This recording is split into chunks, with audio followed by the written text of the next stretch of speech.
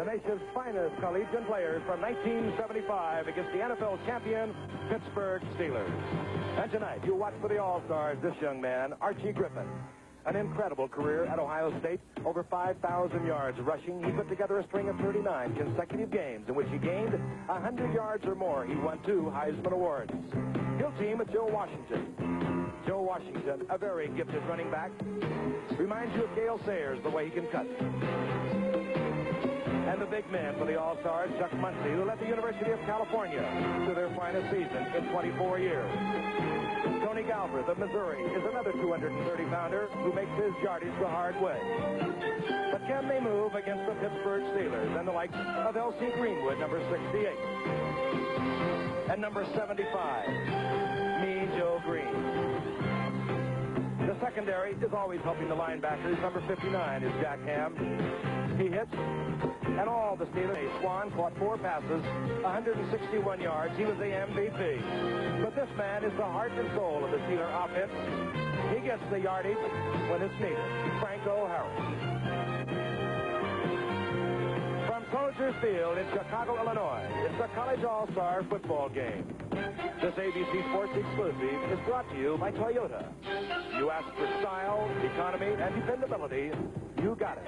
Toyota. By Light Beer. Everything you always wanted in a beer and less. And by Mutual of New York. Money for the future.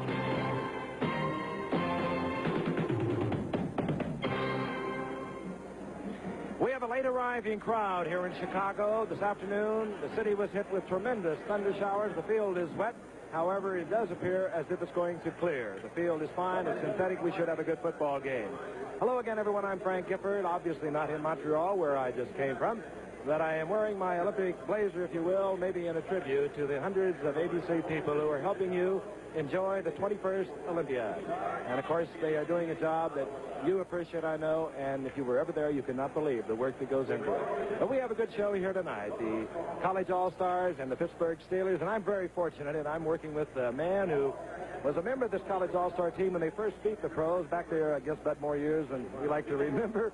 But Bud also coached this team. As a matter of fact, he was one of my coaches when I played here more years ago than I'd like to remember. You know, but we talked to Eric Parsegan, who's really coming back to coaching after a year out, and he honestly feels he can beat the Pittsburgh Steelers. Well, I've got to wonder whether that year out has changed his attitude that much, and he's forgotten that coaches are supposed to be pessimists, Frank. But seriously, all of the observers say that this is the best college all-star squad in many, many years. Harris says their attitude has been superb in practice. Said he wanted them to do 4 things, 4 objectives when they began. He wanted them first to get in condition, learn their football, have fun, but most important of all, he wanted them to win. And I think they've got a good shot because they've got fine people. Their quarterback will be number 8, Mike Kuschek. He broke Roger Staubach's record for completions, hit 67% of his passes during his college career. He's the property of the Steelers, too. And this is a great Joe Washington, number 24, small, 5'9", 175. Everyone has watched him. They run out of adjectives. Incredible, astonishing. He's some kind of player. And he's backed up, of course, by the 2-time Heisman Trophy winner, Archie Griffin of Ohio State. When Woody Hayes says, "This boy is the best I've ever seen," you know that he's some kind of player. I believe, Frank, that if the All-Stars can get off to a good start, play the first 20 minutes without mistakes, they've got a real shot to win this one. You know, a lot of teams have thought that about the Steelers, if they could get off without giving up a break or making a mistake. You don't play 20 minutes without them forcing a break. They have a great defensive line. You've heard a great deal about them. I think that maybe their best defensive player is this man, Jack Lambert, out of Kent State, a second-round draft pick. He backs up that front 4 like no linebacker in football. Terry Bradshaw, coming off his best year ever, 18 touchdown passes last year, 57%. When he wants to go deep, well, you remember the Super Bowl. Lynn Swann, was he incredible? 4 receptions, 161 yards. But when they need it, when they have to have it, they go to this man, Franco Harris, number 32. He gets the yardage when it's absolutely necessary. So we will be getting underway from Soldier Field in Chicago very shortly. The Pittsburgh Steelers and the best of the collegiate All-Americans. It's not just athletes that get athlete's foot. Innocent men, women, and children can get it too, just by coming in contact with it. And man, does it itch. Well, the first itch you feel, you spray on MP27. MP27 will kill that athlete's foot fungus and help keep it from coming back. Believe me, I've seen a whole lot of scratching going on. MP27 is the end of the itch. Which way to the beach? Oh, the bus just left. Bus? But the directory says... Up near the beach. Surprise. You get enough surprises when you travel. That's why Holiday Inn thinks the best surprise is no surprise. With over 1,700 inns, you can count on Holiday Inn almost anywhere you go. There are special family rates, and you'll be right where you want to be. At every Holiday Inn, the best surprise is no surprise. Top Flight is the longest golf ball you can play. Last summer, to prove it, Top Flight offered a $250,000 challenge to all the other leading balls. A distance test with golfers like you hitting drives and 5-irons. The results? No response. None of the other balls accepted the challenge. Top Flight, the longest ball. Prove it to yourself.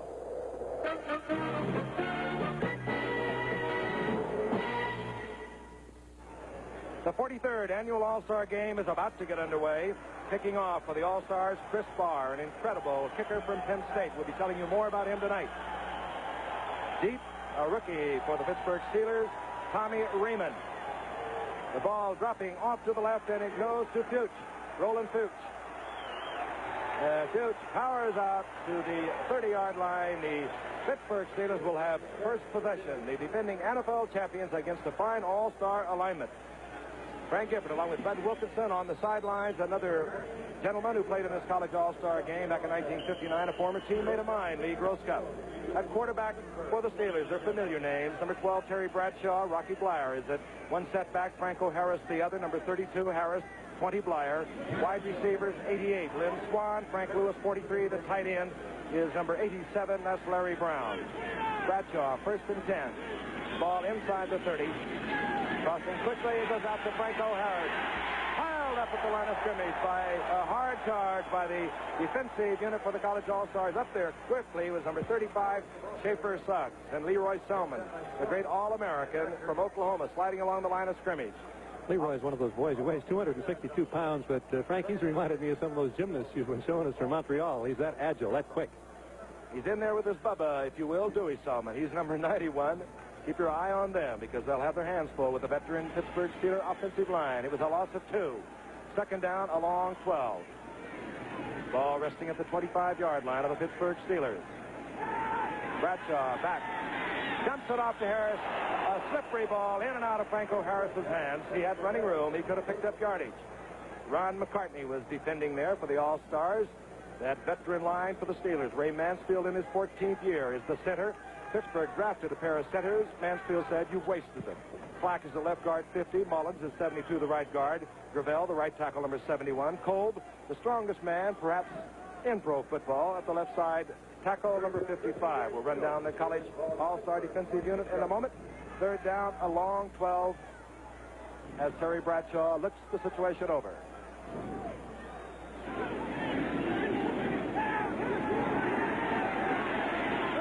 Firing to his tight end, Larry Brown, complete out to the 48-yard line down. First down for Steelers, hit there by Aaron Kyle from Wyoming. That's Bradshaw dropping back. You can see the excellent protection he has. Leroy Selman trying to get to him. 3-man rush. Brown crossing the field was wide open as the wide receivers Lewis and Swan had taken the 2 cornermen back. First down for the Steelers out to their own 48-yard line. Lynn Swan, 88. Frank Lewis, 43. They're the wide receivers. Lewis, top of your screen. The big man, Harris, gets the call. He gets a big hole, and he moves over midfield down to the 47-yard line. It'll be a gain of 6. It'll be second down and 4. He's hit by number 56, Larry Gordon. The defensive line of the All-Stars, we saw number 91 and number 93. Those are the brothers Selman. Leroy is 93, Dewey 91. Defensive end on the left side, Troy Archer, number 90. He's from Colorado, the New York Giants, number 1 draft pick. Detroit drafted the right defensive end, John Woodcock, on their 3rd pick. Second down and 4. The ball just over the 40-yard line of the All-Stars. No score. We're just underway.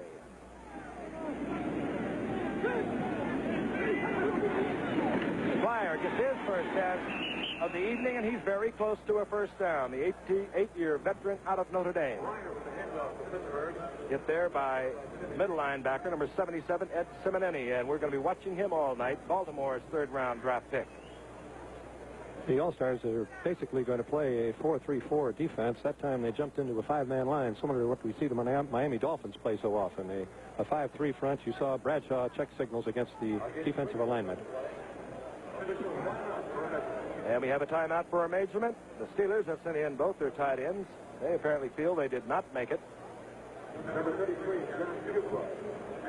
And head coach Chuck Knoll has some pretty good eyeballs from the sidelines. They are just a little bit short. Grossman is in there, 84 now with Larry Brown. Princi Fuqua has come in. And there's the story of the All-Star game. One of those 9s belongs to my colleague, Bud Wilkinson, and has been pretty much an all-professional show since then. The last time the All-Stars could pull it off was in 1963. Ron Vanderkellen led the All-Stars over the Packers. I think that the Steelers come out a little stronger tonight than they did a year ago. They were very lethargic in the first half last year, but it looks like Chuck Knowles got them ready tonight. Fuqua is the little wingback you see there on the right side, bottom of your screen. Oh, and getting in there quickly and nailing Rocky Blyer. It was Leroy Selman and Troy Archer, rather, led the attack. The Giants' #1 draft pick, so there will be a little delight as most of the professional scouts, owners, coaches will keep their eye on this game. So Pittsburgh, unable to generate more than a single first down, will be forced to punt. Bobby Walden will drop deep for the Steelers. Going back is Mr. Electricity himself, Joe Washington, from the University of Oklahoma. And can he fly? The #1 draft pick of the San Diego Chargers. He settles in back there at the 5-yard line. Again, we have had tremendous thunderstorms here this afternoon. The field is wet. It's synthetic, however. There he is, Joe Washington. Well, what can I tell you? Over 1,400 yards in punt returns when he was at Oklahoma. Walden very wisely kicks to the sidelines. Washington handles it at the 5. Slithers around. And we told you it was electricity. How he got out of that, I'll never know. Flag is down. That's one of the things he does so well, Frank. It looks like he's absolutely snowed under, and the people that are 4 or 5 yards away, they let up just a little bit thinking he's tackled. He shakes off and almost breaks loose. Clipping against the college All-Stars. You heard the call, a clipping call.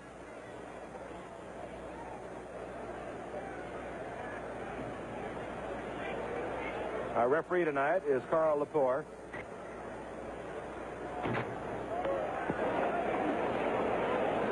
Personal foul, clipping, 90 on the All-Stars have a first down. So clipping nullifies what amounted to almost an unbelievable 4-yard gain. Half the distance to the goal was a penalty. The ball is at the 6-yard line. College All-Stars, Mike Kruchek takes over at quarterback. He, of course, from Boston College. Tony Galbraith is in there. One setback. He carries the ball into the middle of that Steeler defensive line, and that's not a whole lot of fun. Mike Kruchek, Bud, and he had a sensational career at Boston College. Hit 227 out of 337 passes for 67%. He's had a little trouble with a finger in his hand during practice, but it's healed nicely, and Ara says that he's ready to go. He can throw the long ball and the short ball both. Galbraith got a couple. It'll be 2nd down and 8. Joe Washington, number 24, is in there with Galbraith. This is Washington looking for somewhere to go against Ernie Holmes, 63, Joe Green, 75, L.C. Greenwood, 68, and Dwight White, 78. Familiar names? They should be, because many feel they're the best front 4 in all of football. We were talking before the game, Frank, about the All-Stars having to go 20 minutes without an error. The worst thing can happen to you on your first possession is get pinned way back there on your own 6-yard line. 3rd down, 7. Ball at the 9-yard line. Washington in motion, gets a draw play, big opening. Beautiful delay draw play with Washington in motion. He gets out, gets the first down. Jack Lambert, 58, moved over to make the stop. And we told you he is lightning in a bottle. And we have not seen much of him over the past few years because of probation by the NCAA on television. But let's look at it again. The Steelers thinking pass, had the rush on, linebackers dropping back. Washington on the delayed draw found great opening for the first down. 17-yard line. Washington again. Runs into a lot of Steelers. A whole block of them up there quickly. Number 24, J.T. Thomas to turn it to the inside. Jack Ham was right there waiting. That's what the Steelers do so well. They play pursuit football, and they gang tackle. Chuck Noll was very concerned about what kind of offense the All-Stars would run. They haven't seen them, of course, and there are so many various coaches on the All-Star staff. Eric Parsegian had his own pattern at Notre Dame. There have been people like Sid Gilman, who's been in football longer than maybe you and I have, and they're using a tremendous variety of sets. They haven't been in the same set twice. Second down and 10. 17-yard line. Toss goes to Washington. And he shoots Andy Russell, gets a couple of yards before going out of bounds at the 20-yard line. A gain of 2. It'll be third down and 8. Jack Lambert, Andy Russell in pursuit, made the stop. We'll watch it from the end zone. See Boschnagel coming in motion, and there's the quick pitch out. Washington has it. And now watch this man, a little juke to the inside, slow down. But there's too much water on that field splashing around. On artificial turf, though, Frank, another 15 or 20 minutes, this field will have relatively good footing. Archie Griffin, number 45, is checked into the lineup for the All-Stars on a third down and 7. The ball at the 20-yard line. Griffin in for one of the wide receivers. Motioning down now to the right. Oh, and Kerchak is in the arms of L.C. Greenwood, and how many NFL quarterbacks can tell you about that experience? L.C. Greenwood. The All-Stars were concerned about whether they could contain Greenwood. They're going to try to get out around him. They want to know whether he was coming straight up the field or whether he was going to control the inside. That time he came straight up the field, and he had the proper stunt on for the play being run. There he is. He is some kind of football player. 6'6", 250 pounds, and beginning his 9th year of professional football. Hunting now for the All-Stars. A loss of 10 will be Rick Ingalls. He's dropping into his own end zone. Deep is Theo Bell, a rookie from Arizona, number 83. And Ingalls hustles one away. Bell takes a rookie risk at the 40-yard line, but makes a couple of yards out of it and is out to the 38-yard line. 34-yard punt. So the Pittsburgh Steelers will have good field position. A flag is down on the field, and we'll be returning in a moment. Hooray! I need a muffler bag! I know! You do it! I'll order it. I'll see you. Hey, let's talk training. Let's talk muffler. Oh, let's talk next week. Midas built a business for people who can't wait. So you're usually in and out in 30 minutes without an appointment. You sure work fast. Work fast. Come to Midas. We're specialists. We have to do a better job. I was 10 when my father started saving for my college education. Brian, he said, you're going to have it better than me. You just do the studying, and I'll do the saving. He had it all planned. There's only one thing he didn't plan. He didn't plan on dying. When a man dies, his dreams don't have to die with him. Talk to us about your life insurance needs. Mutual of New York. Money for the future. No score, Soldier Field, Chicago, Illinois. The annual College All-Star Game, the 43rd annual College All-Star Game. And Ingalls was forced to punt from his own end zone, a 34-yard punt. There was a penalty against the All-Stars. They broke too early. They had men downfield, illegal men covering. It was declined by the Pittsburgh Steelers. Naturally, they have good field position at the College All-Stars 39-yard line. First and 10, Steelers. Bradshaw at quarterback, Franco Harris, 32, Rocky Blyer, number 20. Those are our setbacks for the Steelers. Bradshaw. What's Lynn Swan, and he finds him at the 25-yard line. First down, and a patented catch by Lynn Swan. He does never not drops that ball when it's low. Let's go down now to our colleague Lee Groscup on the sidelines. Joe Washington Sr., your son had a little problem with his shoes. Tell us what happened. Well, somehow he left the shoes, about 2 or 3 pair in the dressing room, and when he came back, probably an autograph seeker got them. But you have a few more. Oh, yeah, I brought about 8 pair with me, just in case. He's doing well so far. Gift? See him play. He can play without shoes. And here comes Rocky Blyer. Tremendous hole, and he bursts all the way to the 10. Stopped there by Aaron Kyle in the secondary. Big hole right side. Jerry Mullins over there at right guard. Gordon Gravel opening a big hole on that left side. Caught him expecting another pass there, Frank, and the rush opened it up for a well-executed trap play. Blyer had all kinds of daylight. Harrow was very concerned about the tackling of his secondary. They're very quick, but they're not very big. Lewis is 170 pounds. Suggs is 196, the biggest, but Clark and Kyle are each about 180. First down, the ball just at the 10-yard line.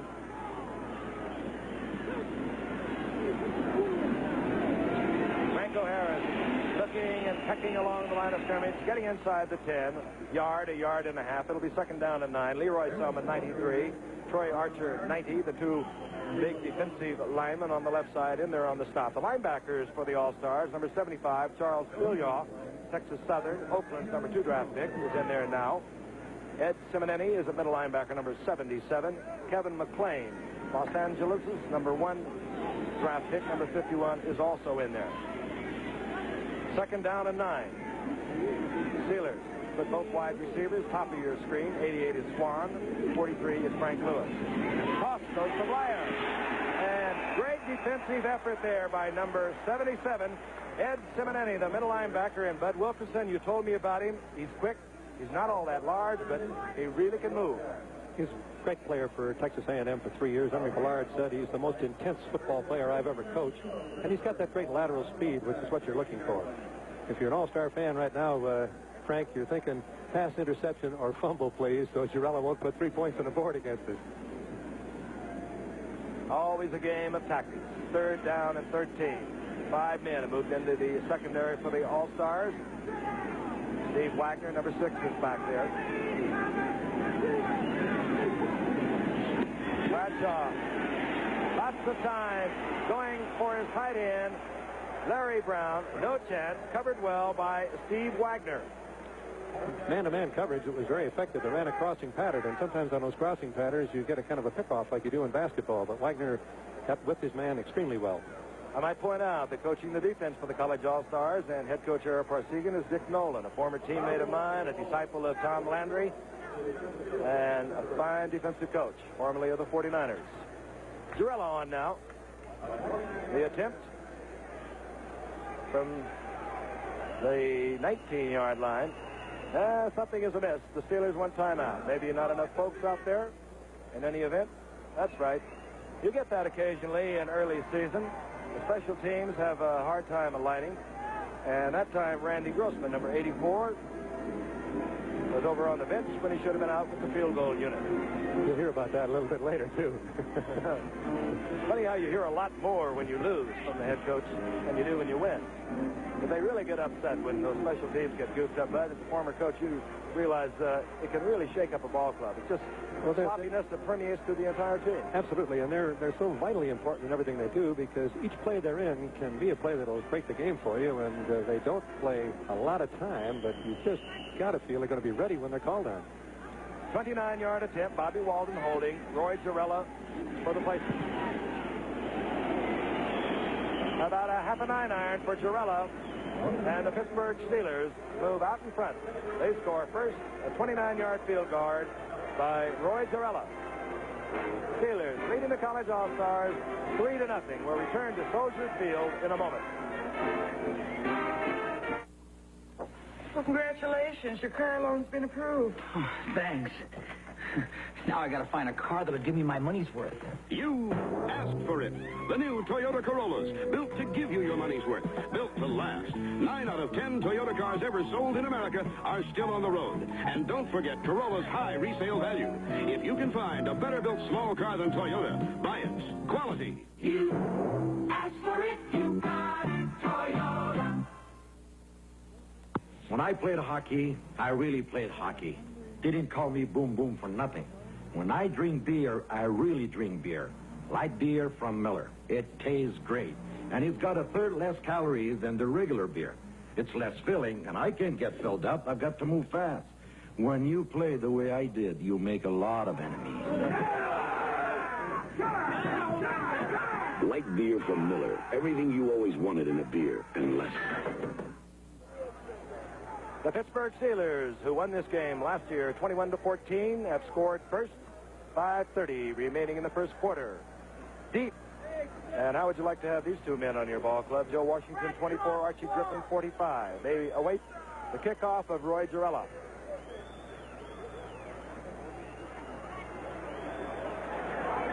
And it'll be Washington from his own 10. Good hustle, special team for the Pittsburgh Steelers. Washington out to the 23-yard line. Theo Bell down there. Theo Bell trying for a wide receiver job with the Pittsburgh Steelers, wearing number 83. That's how Rocky Blyer made the starting lineup with this Pittsburgh team. He was on the specialty teams. He'd been wounded in Korea, as I think most everybody knows, Frank. But he worked so hard on those specialty teams that he picked up his speed. He was a 5-second sprinter, and he got it down to about 4.7. First and 10 for the All-Stars. Mike Kruchek is the quarterback from Boston College. Galbraith 30, one setback. Kruchek back and looking now. Being pursued by Joe Green. Flag is down, but if anyone was wondering about Joe Green, you saw him move like a cat towards Kruchek. Again, a flag down. We'll get the preliminary call, and then we'll pick up the official call from our referee. Well, that's a very tough one. The indication is holding, and we'll hear it from referee Cal Lepore.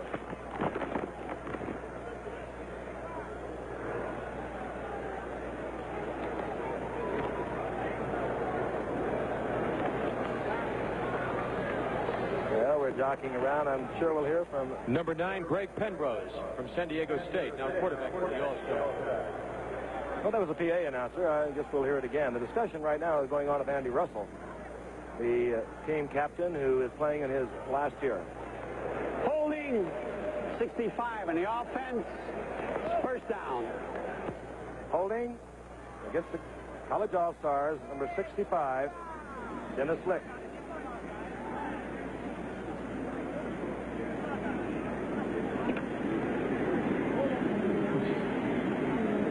Has moved in a quarterback, Craig Penrose of San Diego State, the NCAA passing champion last year. He was the number 4 pick for the Denver Broncos. 10 yards assessed against the All-Stars. 5:13 remaining in the first quarter. Craig Penrose, 6'3", 210 out of San Diego State. 15 touchdown passes there last year. Draw play. Washington out over the 15 to the 17. It'll be second down and 15. Glenn Edwards in there to make the stop for the Steelers. And right now we'll pause 5 seconds and allow our local stations along the line to identify themselves. You're watching WTAE TV Channel 4 in Pittsburgh. You've got to feel, Frank, that the field is hurting the All-Star offense. Eric Pasigian hoped that he'd be able to put the pressure on the two defensive ends with the inside fake and then swing out around as the quarterback's been trying to do, but it's been too slippery to make the play. Single man, the motion man is Washington. The ball goes to Galbraith up the middle. The All-Stars trying to avoid giving up the ball with anything fancy deep in their own territory. They move out to the 20-yard line where it'll be third down along 12. Bill Washington on the night, not nearly so impressive as his career rushing mark of nearly 4,000 yards. Again, we're reporting from Soldier Field in Chicago, and of course, for the next several days, right through the Olympics, we'll be back and forth to Montreal for the 21st Olympiad. Joe Washington over the left side, big opening, good block for him. And, oh, look at the moves of Joe Washington moving out to the 31. Not enough for a first down, but you saw the excitement that Joe Washington has provided for 4 years for Oklahoma. You don't think any one man's ever going to get him down, and Donnie Shell that time was able to do it. Just watch the feet here, bud. Quick pitch out to him. Look at that inside fake. Look at first the speed that he can put on. He ran right by the corner, man. That was Blount. But Shell made a very fine play. Not enough for the first down. Rick Ingalls out to punt. Theo Bell, number 83, is dropped deep. Gaines is also back there, number 36.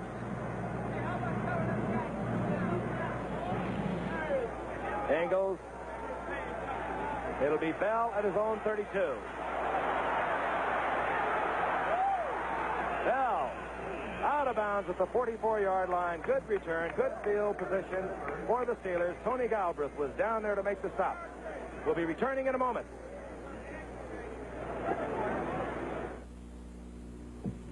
Now Black & Decker has come along with a handyman's helper that's mighty strong. It's small and light, but it pulls its weight. It's the super incredible workmate. Yeah, it's more than a bench and more than a vise. It's got both things working, and that's kind of nice. You can pound on it, install on it, plane a door on it, and a whole lot more.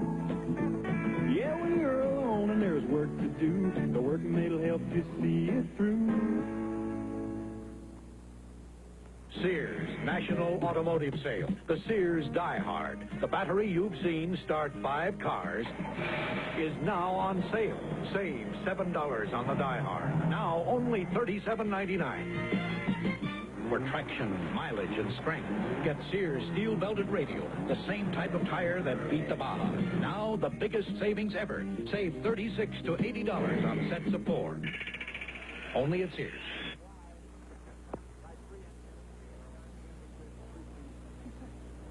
2:58 remaining in the first quarter from Chicago. The Pittsburgh Steelers have the ball at their own 44-yard line. They lead 3-0. Critical series for the defensive team of the All-Stars. If they can stop them here, get good field position, they're very much in the game. Little local color as Terry Bradshaw looks over the All-Star defensive alignment. Up in the air, goes out on top to Rocky Flyer, and Flyer scrambling down the sideline.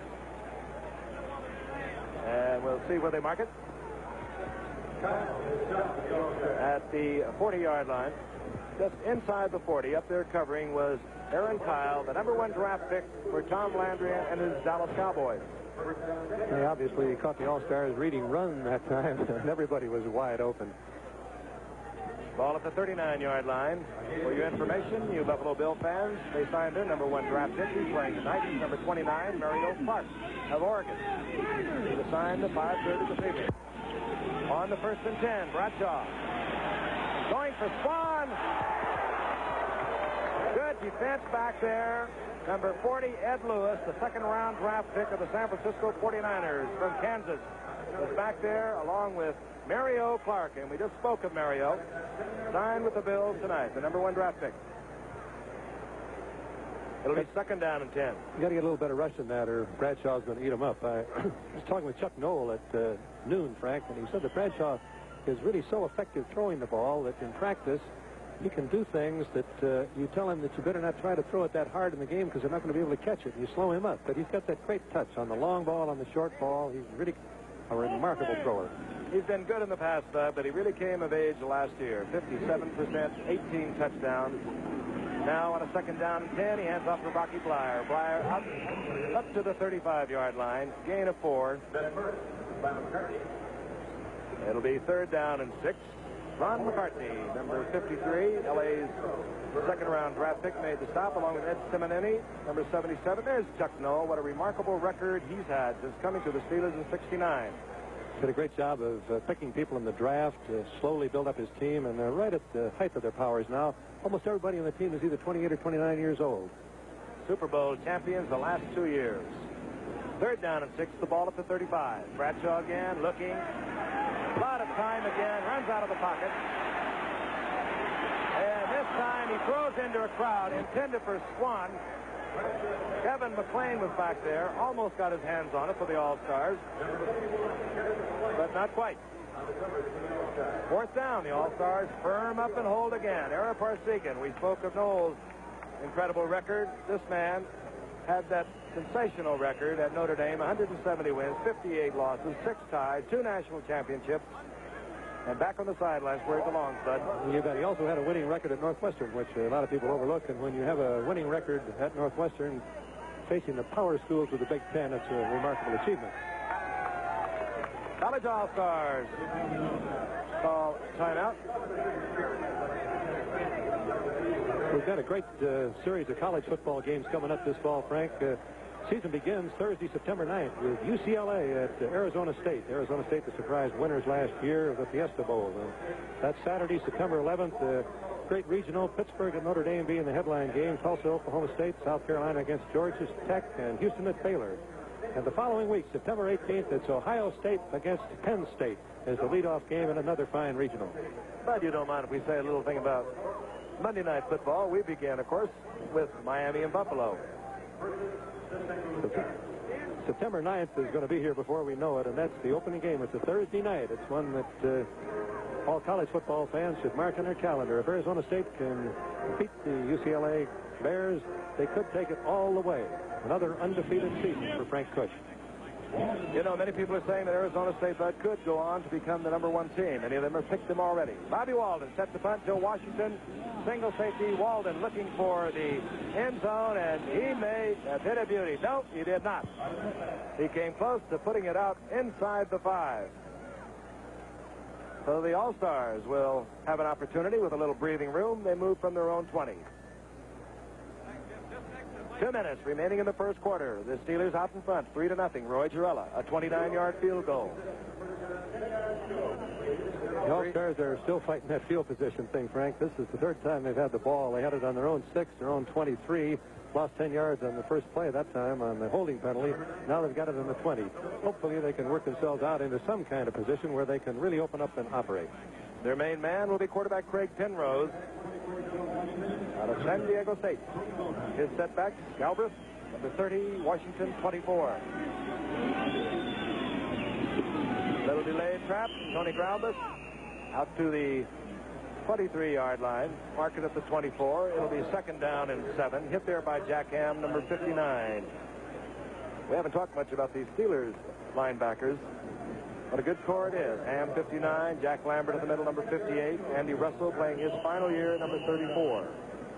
They tell me Jack Ham, who's only 6'1", can stand underneath a basketball backboard and then jump from a standing position and dunk it. I don't know if that's true, Frank, but the way he plays, I guess it must be. But a running back's head on the blackboard now sure that it can. 2nd down and 7. Ball at the 24.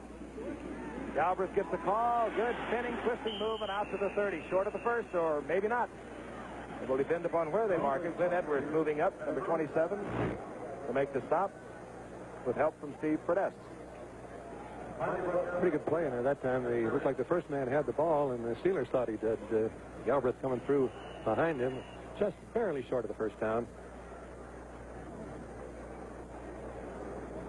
Coming in at another tight end for the All-Stars, who on short yardage will tighten up their offensive unit, is Mike Barber, number 86. Ben Cunningham, number 85, is the other tight end, the Pittsburgh Steelers, number 1 draft pick. 3rd and just a little bit, and number 86, Mike Barber, moves across the line of scrimmage, and that will change the tactics somewhat for the All-Stars. Not only changes the tactics, but it makes you shake your head and say a few things under your breath. Maybe that's why Ara Parsegan thought he'd take a year's sabbatical. Little things like that. I think this game is going to have a great effect on how Ara does approach going back to coaching. He seems to be more interested than he was a few months ago. All-Stars have yet to complete a pass, but of course they have been deep in their own territory. They opened up with quarterback Mike Kruchak. Is Craig Penrose now. He has a 3rd down, a little more than 5 yards to go. Bashnagel, number 48, 1 wide receiver. Washington, the motion man, gets the draw play, and he attracts Jack Lambert and a whole bunch of Steelers. And down he goes. Loss of a couple of yards with L.C. Greenwood in there with Lambert. So the All-Stars will be forced to punt. And you mentioned before the game began that the Steelers were not a team to make mistakes, Frank. They have not made one error. They haven't had a penalty, anything else go wrong in the entire first quarter. Really wasn't kidding you, Bud. We were talking to Lynn Swan. He said, last time we played for $15,000. He meant the Super Bowl. He said, we're playing tonight so that we can get 2 days off instead of 1 before we play New Orleans next Saturday night. That's how it is in training camp. Rick Engels, the punt for the college All-Stars. This time he gets off a good one. Taken there by Gaines. Mr. Gaines, and is he level? Wow, is he hit by number 93, the All-American from Oklahoma, Leroy Salmon. And just as the gun sounds. And we'll be back with more of the College All-Star football game presented by ABC Sports, recognized around the world as the leader in sports television. Where's the roughest spot you have to shave? Your chin, around your lips, under your nose, your neck? My rough spot. Rise knows you have easy spots and rough spots. So we make Rise especially for the rough spots. Matter of fact, Rise has 4 beard softeners. 4. We figure if Rise makes your rough spots easy to shave, it has to be just great for your whole face.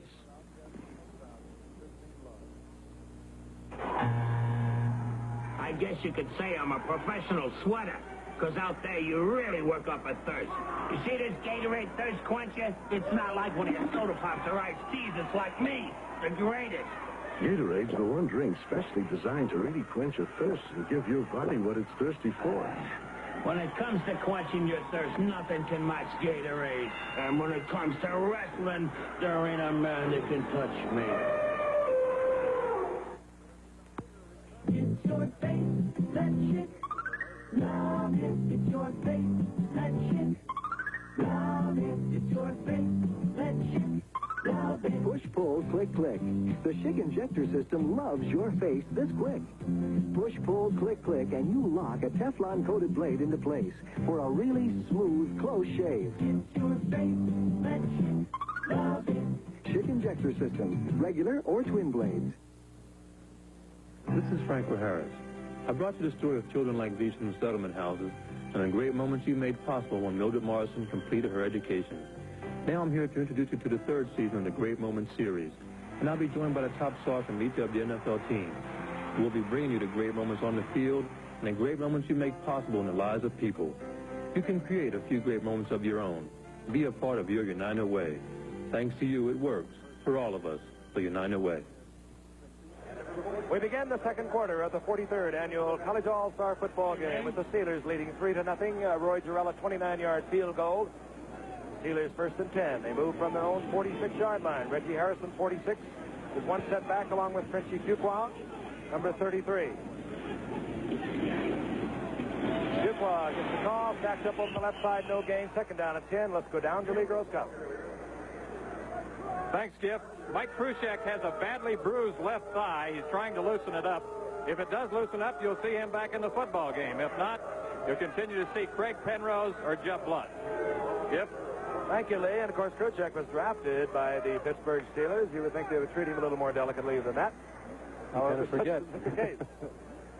Second down and 10. If anything, a loss of about a foot. The ball just over the 45-yard line. Wide receiver Stallworth, 82 now for the Steelers. Lynn Swan remains, number 88. Getting the call is Reggie Harrison. Harrison piled up by the Selman brothers. Middle of that line is awfully tough defensively. Dewey Selman, Roy Selman, Ed Simonini, they make it tough in there. Gets a yard and a half. It'll be third down, a long 8. Ball resting right at the 48-yard line. Chuck Knoll.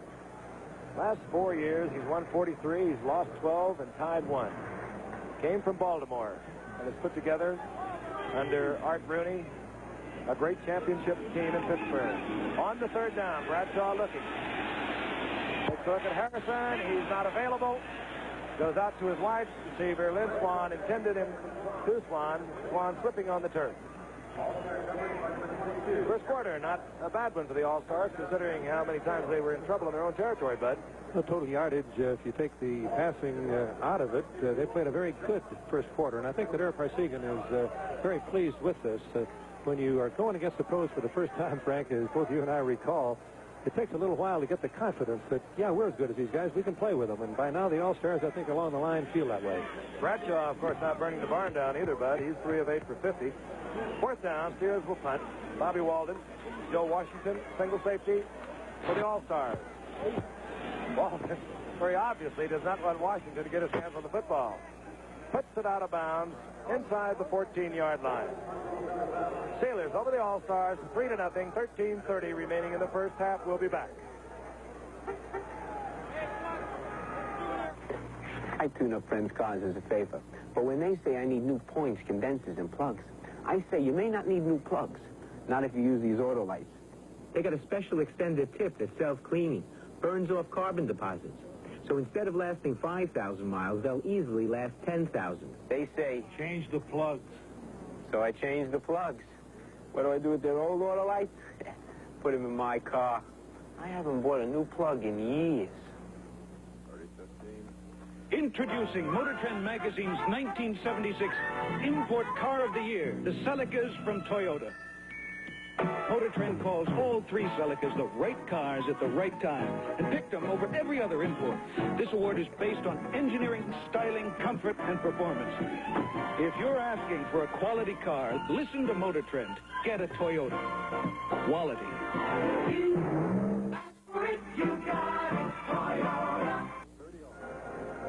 Here's what it looks like for the All-Stars. They're a long way from home. Bobby Walden hitting another one out of bounds inside the 15, Bud. And he did that with a 54-yard punt. And when you can light it on the sidelines, making it go out of bounds at the full distance of the ball, that's the kind of accuracy that every coach is looking for in his punters. And I believe that the new pro rule is going to see a lot more of that kind of kicking. They're not going to try to kick it over the end zone because the 20 yards that they lose when the ball comes back out takes away from their punting average. New rule this year. And he certainly did want to keep it away from Washington. Mike Pruitt, 38, is in there. This is Pruitt over the right side. He's from Purdue, the Cleveland Browns, #1 draft pick. Gets a couple of yards. It'll be 2nd down and 8. They already have Greg Pruitt over there with the Cleveland Browns. Now they have Mike Pruitt. Archie Griffin, the #1 draft pick of the Cincinnati Bengals, is in there at the other setback, number 45. He, of course, of the dual Heisman Awards. Wide receivers now, Sam White, number 26, from Grambling. The Vikings' 2nd-round draft pick, Larry Dorsey from Tennessee State. And bobbled. Ball is bobbled. Who has it? Steelers. It's the one that they've been hoping would not happen. Little mix-up in the backfield. Little mix-up, and it was the bottom of the pile, Jack Lambert. Jack Lambert, in his 3rd year, he's always around the football. The first break goes to the Pittsburgh Steelers. There he is, and don't let that boyish young face fool you. Just don't get in his area when he's on a football field. 6'4", 220 pounds. He's got great lateral range. 1st and 10, the ball at the 15-yard line of the College All-Stars.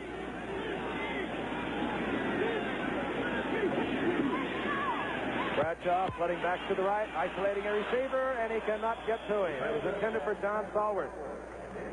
Bradshaw putting both backs to the right. That generally will isolate a receiver on the weak side against one man. That's exactly what happened. Bradshaw threw it underneath. Mario Clark trying to cover John Stallworth. I can't tell whether Terry's slipping a little bit when he throws the ball or not, Frank, but it looks like he is because he had the receiver open a couple of times and has underthrown them just a little. Hey, if he'd have been playing here an hour ago, he would have needed a swim fin. Have to put something extra on it to get it through the rain. So far, we've had no rain during the course of the game. 2nd down and 10. Bradshaw through the air. Lots of time and no open receivers. Stallworth in the corner.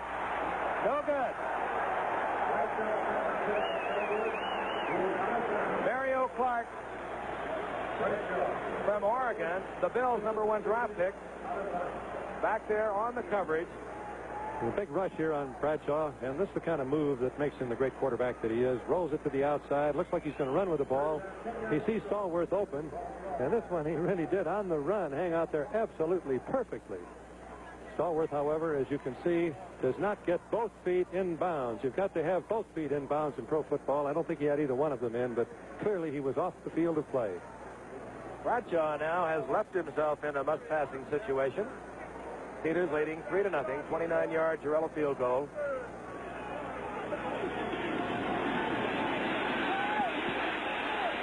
More pressure intended for Swan and broken up by number 51 for the College All-Stars, Kevin McClain, the #1 draft pick for the Los Angeles Rams. While Frenchie Fuqua was all excited, nobody was covering him, but again, Bradshaw's been attracting a lot of All-Stars back there. He really didn't have time to think about it. He's got some great moves, though. Looks like they're going to put it on him, and he just gives it that little lateral step. And, you know, about watching pro ball, Frank, that's what always makes me shake my head as a coach, because you get beat on the plays where the quarterback's rushed, rolls out, patterns break down, they hit somebody.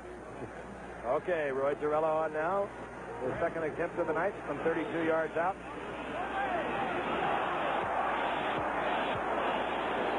And and this time just about a full 9-iron. A little carom shot there. So the Steelers lead the College All-Stars with 12:30 remaining in the first half, 6-0. The Alaskan Pipeline, one of the largest construction projects since the pyramids. And the men who are making it have to give it all they've got, or they don't make it. Quit time! Come on, guys, let's go! And up here, quitting time is Miller time. Time to head for the best tasting beer you can find. Miller High Life, America's quality beer since 1855. If you got the time, we got the beer. Miller beer. Miller tastes too good to hurry through. When it's time to relax, more beer stands clear. Beer after beer.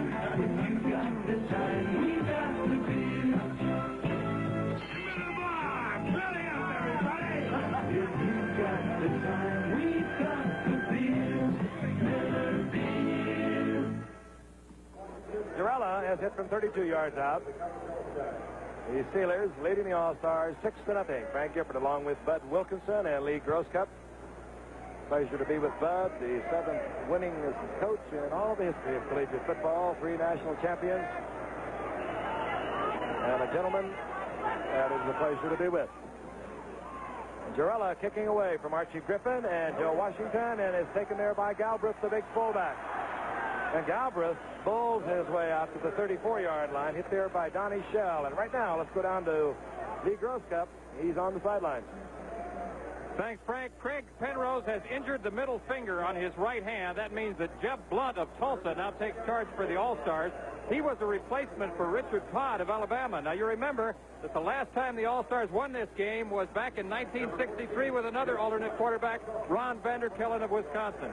Giff? Thank you, Lee, and what a memorable night that was. 1st and 10 for the College All-Stars. Here's Blunt running the option play down the line of scrimmage, tossing out there to Archie Griffin, and he is promptly nailed by number 24, J.T. Thomas, who makes up that secondary of Thomas, Wagner, Edwards, and Blunt. They're good. Got to give Blunt a little bit of credit coming in semi-cold and on his first play running the option on a wet field, but he handled it beautifully. Mel Blunt, number 47, led the entire National Football League with interceptions last year, and he says just not had the opportunity tonight because the Collegians have not put the ball in the air. They will pretty soon, Frank. They got enough field position now, I think, that Harold will let them put it up. 2nd down along 13. The ball at the 31-yard line of the All-Stars. Here comes Blunt looking, finding Washington. First pass of the night. A screen to Washington. He gets back to the original line of scrimmage. It'll be 3rd down and 10. Joe Washington is going to San Diego, and he is one exciting football player. He's not big, but I think it's been proven now in pro football. The old theory of the little man can't play has been just about erased. Here he is. He's 5'9", 175. You know him better, bud. He's special. Well, the people in the Big 8 also say he's perhaps the best blocker on the Oklahoma team last year. You tend to overlook that when you've got somebody who's mercury-footed as he is. 3rd down. 3rd down and 12. Blunt rolling out, attracts the crowd, fired, and picked off by Jack Lambert. At midfield, Jack Lambert, who does just a little bit of everything on the football field, but most of it is around the football. Steelers with their second break at midfield. Mind you, tomorrow, Olympic coverage from Montreal is going to continue as we look at Jack Lambert. I love the 100-meter finals in track, the finals in the shot put, more exciting boxing, the rowing finals for women, and the finals in the women's platform diving. It's all coming from Montreal. We know you've enjoyed the coverage and the tremendous effort put out by a lot of my friends, the technicians, and everyone from Montreal. So be with us. We'll pick up tomorrow at 12 noon. Bradshaw on 1st and 10.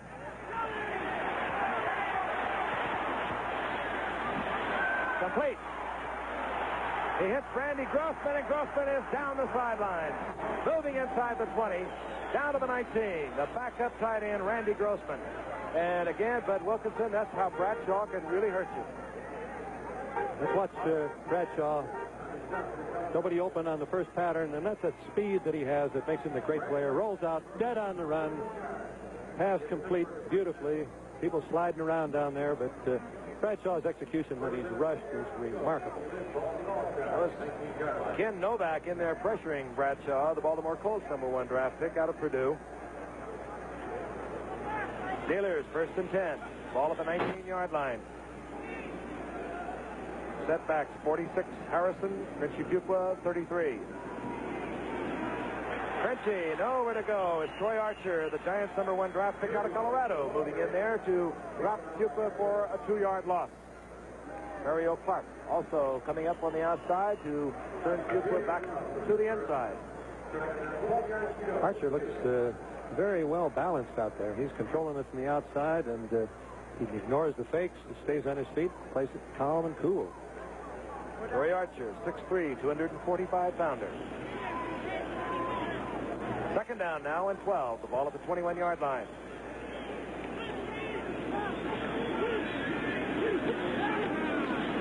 Bradshaw, man wide open is Fuqua. And Fuqua down to the 11-yard line. Little quick rollout. Ed Lewis picked him up down there.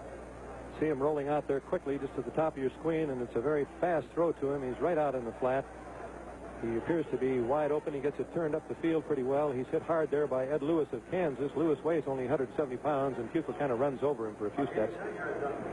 And after tonight, Ed Lewis, number 40, will be reporting to the 49ers.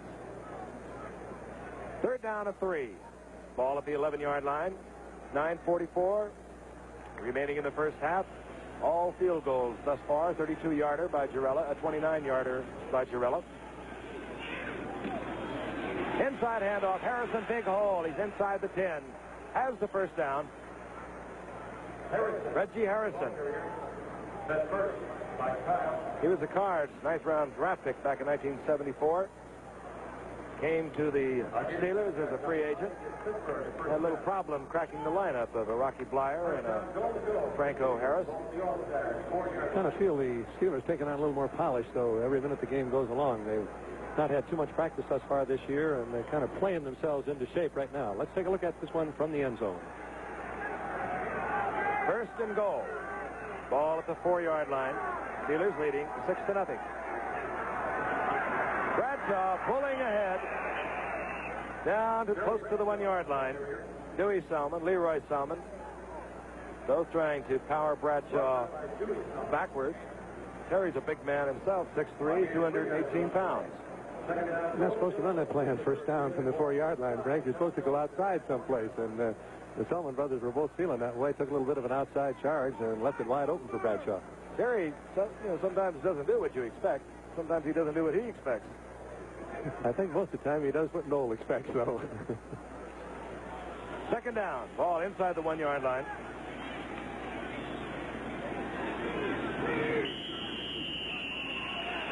We do not have a 30-second clock in effect, but the Steelers have gone beyond the allotted 30 seconds. We had anticipated having the official 30-second clock on the field. However, it was not operational. But the officials have been instructed, as they were last year. They ran a survey to see how many times they were going beyond that 30-second time limit.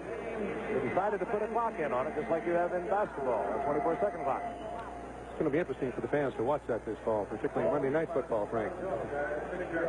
Don't have to worry about it on your NCAA football, do you, Bud? No, they get it in and out of the huddle and off usually before 20 seconds. Second down from the 6-yard line. Bradshaw wide open. I don't think he held on. Randy Grossman had it right in his hand. Nope. Oh. Talk about open. Randy Grossman, the tight end, who made a spectacular catch and run earlier, could not hold on to this one. Grossman running out from his tight end position. Excellent protection. Bradshaw hits him on a little curl pattern, and the ball appears to be right in there, but Grossman just lets it slip through, and it goes to the ground. If that were baseball, that would be an error on a receiver. Football, that's one the passer failed to complete. You know how embarrassing that is to come back to the huddle after that happens. Just hang your head. Sorry, guys. On third down.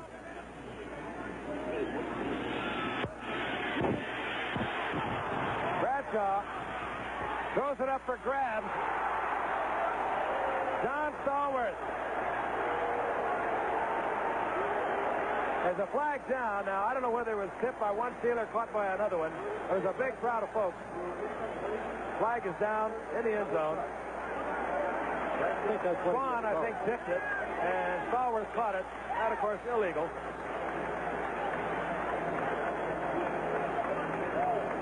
I think it was Swan that caught the tip. Let's take a look again. Bradshaw dropping back. You can see the ball as he lets it go in the air. Our cameraman caught it. And there's one Steeler bouncing it. That's Stallworth tipping it. Stallworth tipped it. Swan catching. And Swan made another one of those great recovery catches, but it's an illegal reception because two Steelers touch it without an intervening All-Star touching it. So Girella goes again from the 23-yard line, or a 23-yard attempt. And he's good. Troy Girella, 3 for 3. The Steelers leading the All-Stars 9-0. And we'll be returning to Soldier Field in a moment. This will be Washington at his own 3-yard line. Washington hurdles out over the 20-yard line to the 22-yard line. Tomorrow I'll be moving over to Canton, Ohio, and immediately following our Olympics coverage, which picks up at noon. Well, we'll be coming on the air 2 o'clock Eastern time with the annual Hall of Fame game from Canton, Ohio. Of course, that'll be Detroit going against Denver. You'll also see the induction of the 3 newest members to the Shrine, the late Lynn Ford, Jim Taylor, the great running back from Green Bay. I understand a lot of his pals are there whipping it up with him. And former coach Ray Flaherty. That's tomorrow, 2 o'clock Eastern, Hall of Fame game, Denver-Detroit from Canton, Ohio. Jeb Blunt remains the quarterback for the All-Stars, trailing 9-0. The handoff, Mike Pruitt. Mike Pruitt is introduced to the Pittsburgh Steelers. Dwight White, another severely. Met right at the line of scrimmage. Era would like to be able to work on the Steeler corners, but in order to do that, you've got to slow down the coverage from the inside, the lateral pursuit. And thus far, the All-Stars have not been successful at all in keeping the inside of the Pittsburgh defense at home. We'll give Mike Pruitt a yard. 2nd down and 9. But firing out, and he completes the pass to Archie Griffin. Hit there by J.T. Thomas, short of the 1st down. Terry Bradshaw talking to his main man on the sidelines, Franco Harris. Gain of 7. 3rd down, a long 3. Ball marked just over the 28-yard line. Jeb Blunt, 6'3", 198-pounder from Tulsa. The Oakland Raiders, number 2 draft pick. As Lee Grosskopf told you, he was added because Alabama's Richard Todd is not here. He completed 53% of his passes in the Missouri Valley Conference. And he completes another one to Dave Hill. The tight end, look at Dave Hill. Down to the 46-yard line of the Pittsburgh Steelers. J.T. Thomas made the stop. You know, Blunt gave that one a little bit of cool there, Frank. He was rushed. He rolled out, a little delay pattern. Hill just kind of floated across the line of scrimmage. Take a look at it again. See Blunt dropping back. Looks as though he's pressured here a little bit. He drops that ball off. Very short pass. And Hill finds some daylight as he crosses the field. He's a big boy. He turns it on. 6'2", a 227-pounder. He's on his way to the Houston Oilers as a 2nd-round pick. Hopping up the middle is Mike Pruitt. And he gets popped after a couple of yards. It'll be 2nd down and 8. The ball at the 48-yard line. Ernie Holmes, number 63. Part of a very aggressive front 4. Well, that's an understatement. Dwight White, 78. Ernie Holmes, 63. Joe Green, 75. Greenwood, 68. Being admired by one of the Chicago Lovelies. 2nd down and 7. Inside handoff, Washington trips over his own man. Right tackle, Dennis Lick. Very difficult to get your running attack properly coordinated in a short period of time. The passing game, as you know, Frank's about the only thing that's fun to practice in football. All the other things are not fun to practice, and to get good timing on the trapping and the running plays just requires repetition, and the Stars haven't had quite enough time to get it all put together, particularly with a wet field. So far, it's Roy Girella, 3 field goals. Steelers 9-0, 5-12, clock moving, remaining in the first half. All-Stars have a 3rd down and 9. They're at the 45-yard line of the Steelers. Blunt, screen pass, Archie Griffin.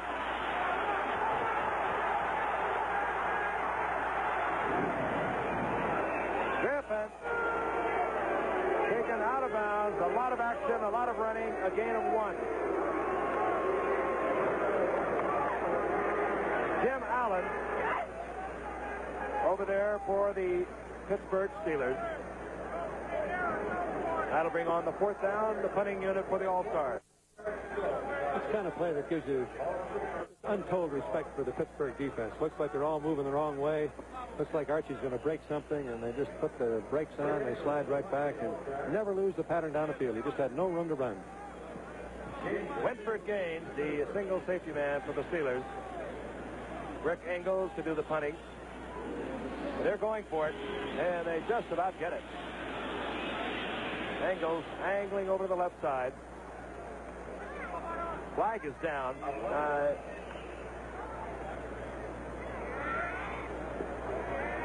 A little discussion at midfield.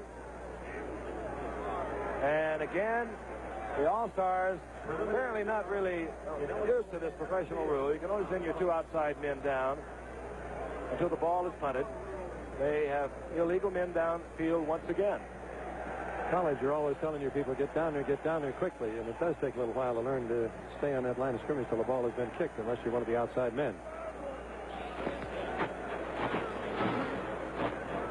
Aaron ineligible downfield. 59 offense. We have 4th down. 4th down, and the Steelers elect to have the All-Stars kick once again.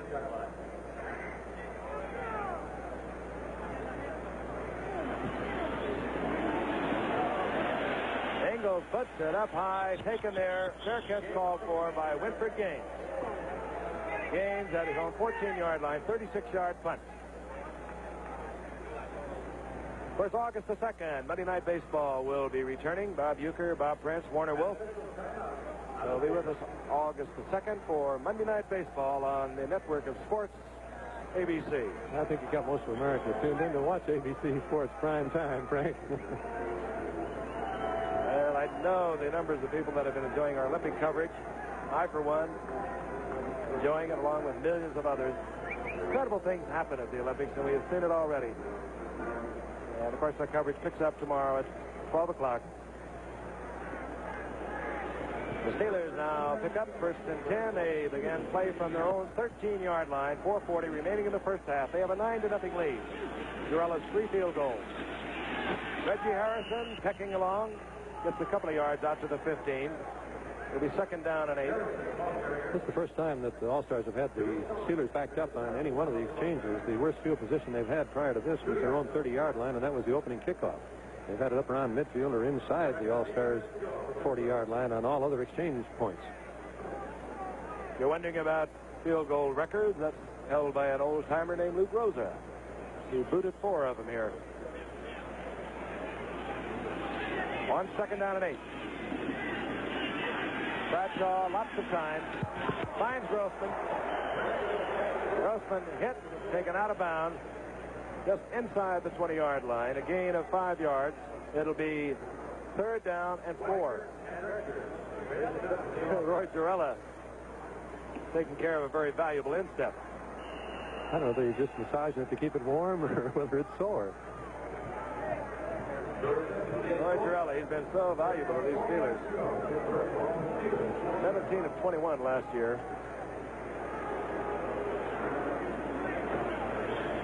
3rd down, a long 4. The ball just short of the 20-yard line for the Pittsburgh Steelers.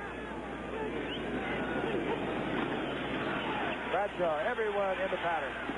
Firing to his setback, or rather his tight end, Randy Grossman, who curled under his setback, and he's out there for a 1st down. Hit there by Bilyaw.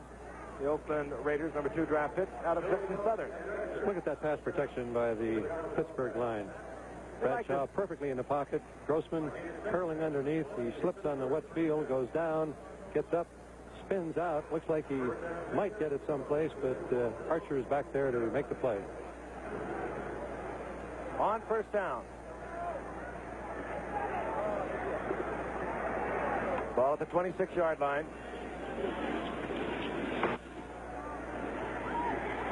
And out to Randy Grossman. Grossman with another catch out to the 31-yard line. He has now caught 4 receptions from Terry Bradshaw. Hit there by Steve Wagner. Is on his way to the Minnesota Vikings after having played his football at the University of Wisconsin. It's a little tough on the defensive secondary. As you know, Frank, when the field is wet this way, you've got to play them a little bit looser because you may slip. You don't want them to get behind you when the All-Stars are trying to play a little bit loose, and that lets those curl underneath patterns be open. And Terry Bradshaw gets it off before the 2-minute warning. And a flag goes down and picked off. It's Steve Wagner who picked it off, but again, a flag is down. Steve Wagner.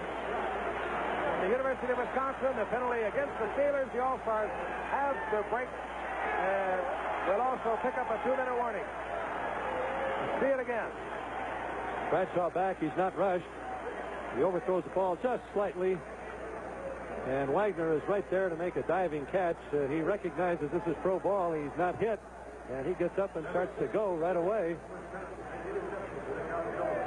6 feet tall, a 208-pounder.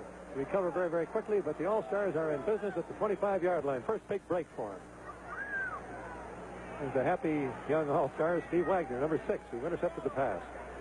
And the 2-minute warning being given. 1:57 remaining now in the first half. There he is. Steve Wagner on his way to the Minnesota Vikings, and we'll be returning here in a moment.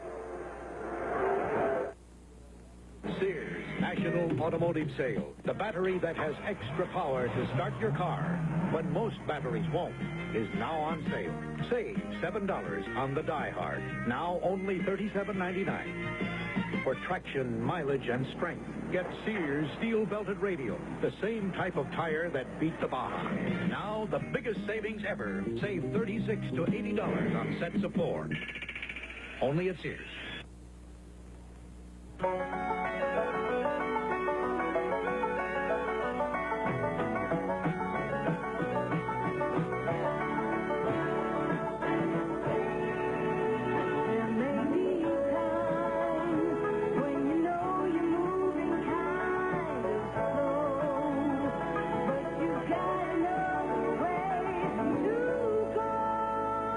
Sometimes Bank AmeriCard can make all the difference.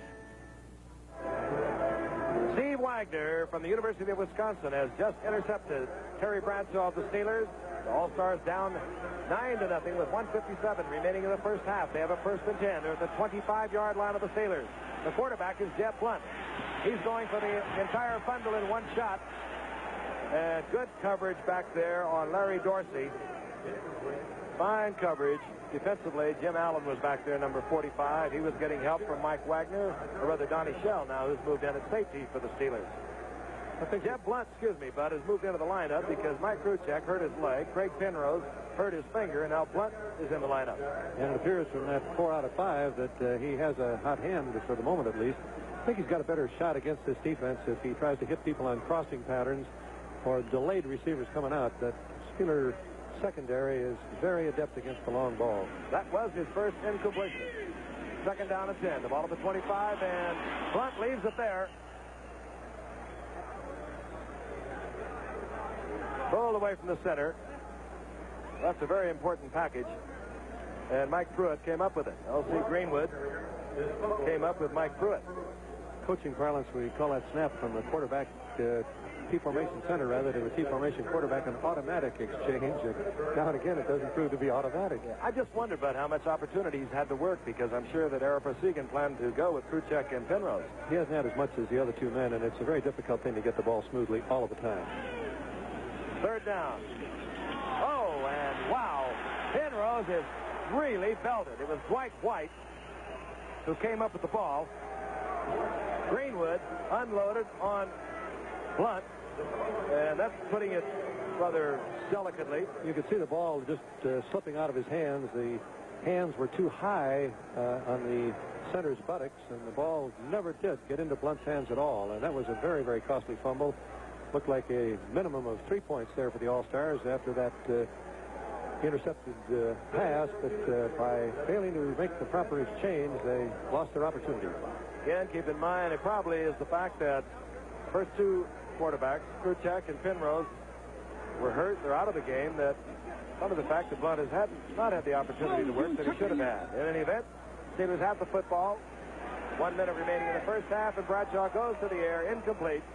Intended there, Bob Geddes. I guarantee you one thing, during the half, Brock and Blunt are going to practice snapping the ball to each other in the dressing room. You know, it's just going through my mind. They'll be out in the tunnel right outside of the dressing room and taking a few snaps, I guess. You betcha. And Kruchek from Boston College, a Pittsburgh Steelers draft pick, hurt his leg in the very first minutes of the game. Craig Penrose was hurt. Right now we're looking at Jack Ham taking on a little refreshment. Great linebacker of the Steelers. 17 interceptions for Jack Ham over 5 years out of Penn State. Second down. Bradshaw is going to keep it in the air. That's how Bradshaw hurts you. And he gets it off to Geddes, this time incomplete. And first down for the Steelers inside All-Star territory at the 43-yard line. They immediately call timeout. They have one timeout remaining. 50 seconds on the scoreboard clock. They lead 9-0. Let's watch Geddes again, and keep in mind now, Bud, that Bradshaw is running all over the lot back there. Geddes just keeps running, and he's so wide open. He hopes that Bradshaw can see him, and it's the hardest thing, I think, in football for a quarterback to do is to be rushed, roll out, and then be able to see the whole field. It takes a lot of experience, and that term peripheral vision has to be a part of your equipment as a quarterback if you're going to be able to do it. Terry Bradshaw, great athlete, turned musician now. He had the semi-hit record in country and western music outside. I'm so lonesome I could cry, and sometimes he's felt that way, I'm sure. He knows the feeling. We talked to him the other day. He's got another one out. Said it opened on the charts, disappeared from the charts. But he says he's going to hang in there. Of course, recently married JoJo Sawbuck from the Ice Capades. Fine athlete of Louisiana Tech. Monday Night Football will be back with you. Our opening game, Miami and Buffalo. That should be a beauty. We don't know about the Juice, whether he's going to be there or not. And, of course, we have some beauties coming up. September the 13th, of course, the opener. September the 20th, we have Oakland and Kansas City. Just some beauties. So be with us once again. And the coach is not here with me this evening. He's up covering the boxing in Montreal. Speaking of Howard Cosell, Alex Karras will be with me tomorrow in Canton, Ohio for the Hall of Fame game. Bradshaw looking on first down, firing in and out of the hands of John Stallworth. A little behind Stallworth. Bradshaw not happy with that pass. He had Stallworth wide open. I just marvel at the pass protection of this Pittsburgh Steeler line. Harry Parsegan told me this afternoon that he thought they had enough variety of rushes and enough talent in their linemen as well as linebackers to put some pressure on Terry, but thus far they haven't laid a glove on him. Roy Girella. He's put all the points on the scoreboard with 3 field goals. Second down and 10. 45 seconds remaining in the first half. Steelers would like to add some insurance. Bradshaw, this time he goes down. He put everyone into the pattern, and he paid for it. Phil Yaw from Texas Southern, the Raiders' number 2 draft pick, in there first. Woodcock was also there, number 66. He's from Hawaii. He's Detroit's 3rd-round draft pick. That time they kept the leverage, and there was no place for Terry to roll around to the outside as he's been doing. Every time else he's been rushed, he's been able to break outside on the corners. No huddle, clock moving. Bradshaw. Stallworth slipped, did not hold on. That time the ball was well thrown, but Stallworth went down. The synthetic turf is wet, but there is now a flag down at the 41-yard line, and I think we're going to have a holding call against the Steelers. I would assume that we would not take the penalty. 28 seconds indicated on the clock. Steelers have one timeout. They lead 9-0. We told you it rained a great deal late this afternoon. And you'll see Stallworth there going for the ball. It was a little bit behind him, and he tried to plant that cleat hold up, but you could see the water spray almost as though he were an ice skater. Penalty decline. It'll be 4th down. And in comes Bobby Walden, oldest man of the Steelers at 38.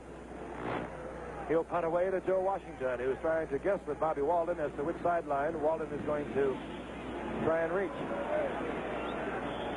Walden gets off a bad punt. 22 seconds remaining.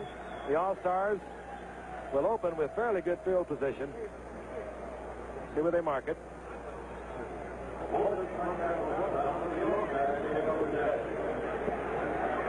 Out near the 30-yard line.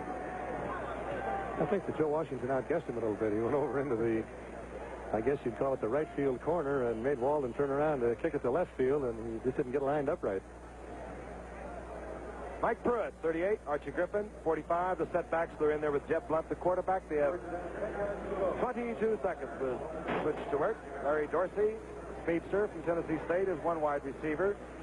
Bash Nagel, 48, the other wide receiver. Blunt dumps it off the screen. Intended for Griffin. He could not hold on. Again, the turf, even though it's synthetic, has collected a lot of water. See Archie just rolling to the outside, and he stopped a little bit. I think if he'd have kept on moving, the pass might have been completed, but very difficult footing. Again, Bud, of course, the screen pass, one of the difficult plays to put together in just a short amount of time, and of course the All-Stars have not had that long a time to work together, and the screen pass takes absolutely perfect timing. The men that are going to be in the screen have got to fake their pass block and then move to the outside perfectly, and that is tough. They were a little late that time. On 2nd down. And Griffin gets away from one defender, Steve Perness. Tries to get back to the line of scrimmage.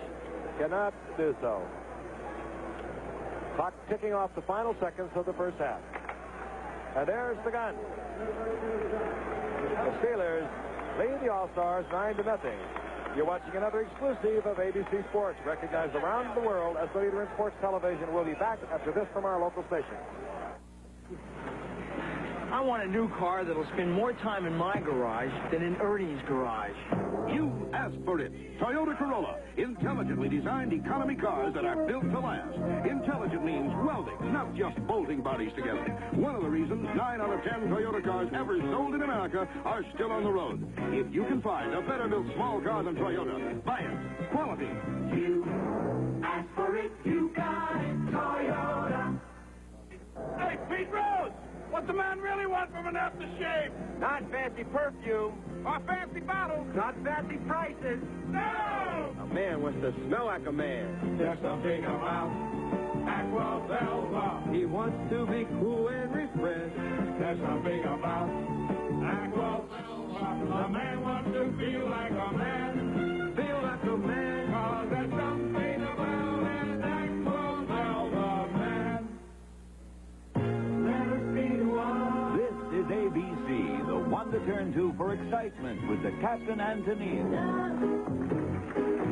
America's favorite recording team comes to Gulliver's with their special guests, their very special music,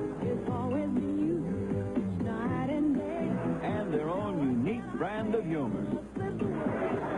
The Captain Antonin.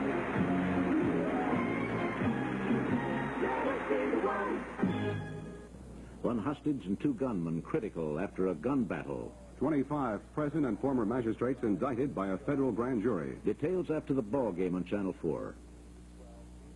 What makes America work? An abundance of food and ways to preserve it. A lot of our food is packaged in cans. Billions of cans a year. It takes steel to make those cans, and we supply more of it than anyone else. By improving our steel-making technology, we've helped can makers develop a new and even better food package.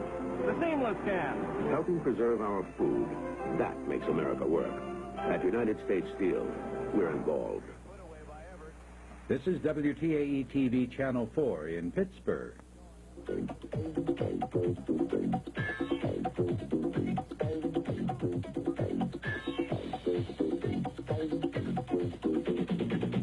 Tonight's coverage of the games of the 21st Olympiad is brought to you by Brim Decaffeinated Coffee, the official coffee of the 1976 Olympic Games. By the Real Goodness Post of Kentucky Fried Chicken, it's finger-licking good. And by Van Basic, a new non-aerosol antiperspirant spray. Action is winding down at the arenas around the Olympic city of Montreal. I'm Jim McKay from our ABC Sports anchor position. It's been a big day. We've got the track and field competition underway this afternoon. Some news there for the Americans. First of all, Kathy McMillan, an 18-year-old girl, won a silver medal in the women's long jump, and you'll be seeing that on this report this evening. All the American sprinters have moved safely into the semifinal round. I guess that was the other biggest news out there. A Russian, however, Nikolai Andrianov, won 4 gold medals all told in men's gymnastics. He is the Nadia Comaneci of the men. We'll see that in just a minute. We're actually getting more for our money. Even a small bottle will last us a long time. She's talking about Van Basic, the new non-aerosol antiperspirant pump spray. That gives you a fine spray, like an aerosol, with no aerosol propellants. And Van Basic is economical. This small 3-ounce bottle will last almost as long as these 3 5-ounce aerosol cans combined.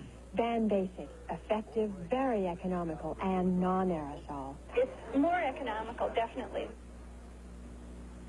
At the Montreal Olympics this summer, the very best athletes of the world will be competing. The best runners, the best swimmers, everything. And the coffee we will be serving will be Brim, with a great brown flavor. Brim Decaffeinated Coffee has been chosen the official coffee of the 1976 Olympic Games. Everybody loves a Brim. Me too. Brim with great brown flavor and decaffeinated too. It's the Olympic coffee.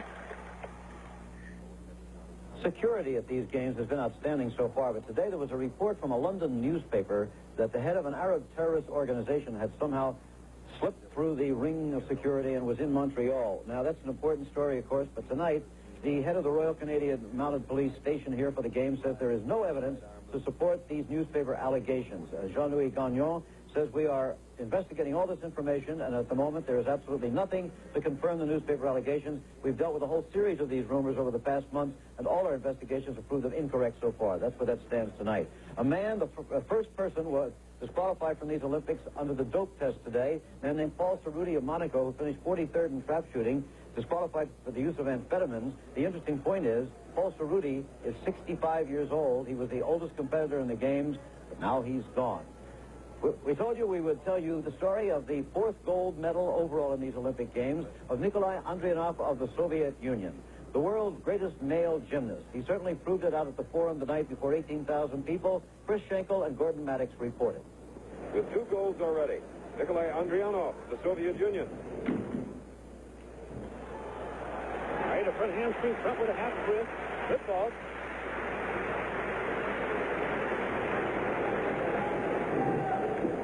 Having himself some kind of Olympic game.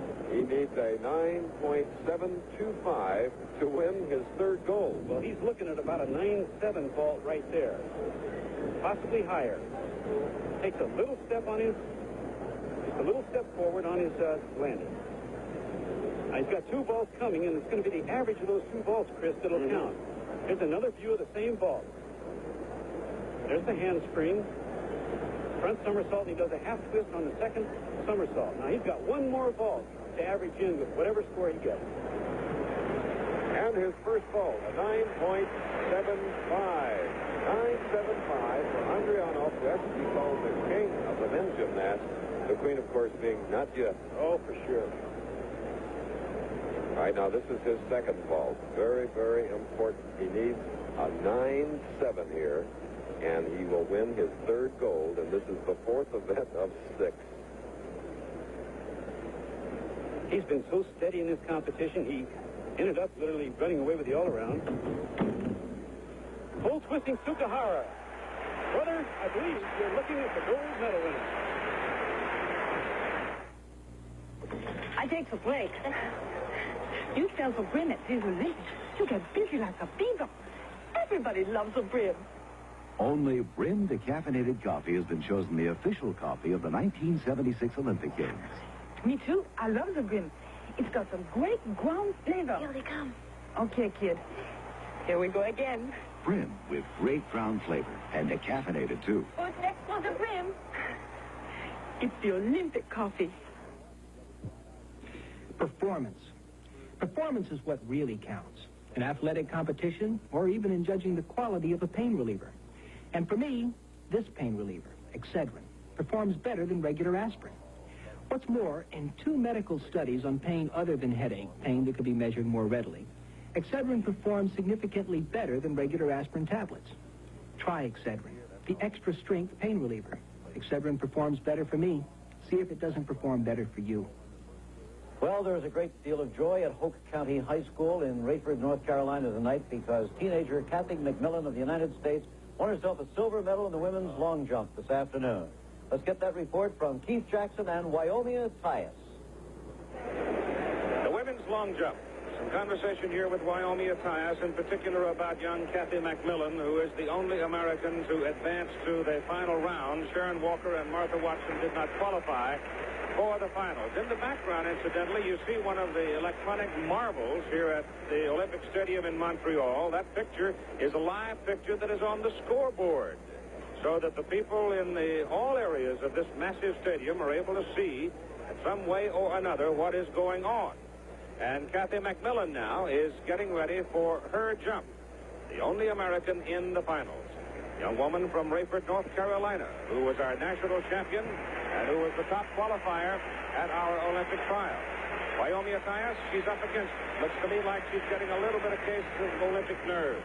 It looks that way. I mean, everybody thought, along with me, felt that Kathy had a very good chance at the gold medal. It's still not out for her. They still have 3 more jumps, so I think she can really pull it out and get a medal out of this. But she's going to have to jump like the best thing of her life, maybe at 23 feet or something of that nature.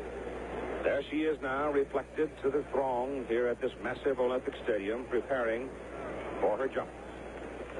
There's Kathy right there, and right now she's in 5th place on this jump. What is she thinking about? What's the concentration point? As you see the world record of 22:11 1/4 held by Sigrid Siegel of East Germany. The whole thing here is to stay relaxed, get good forward, good extension, and make sure you get those legs out in front of you. Get as high as you can. Right. Oh, she sat down. Oh, that's the worst thing she needed to do. Considering that takes away a few inches from her, centimeters. Now, the very careful measurement. Well, here she is now. Concentration.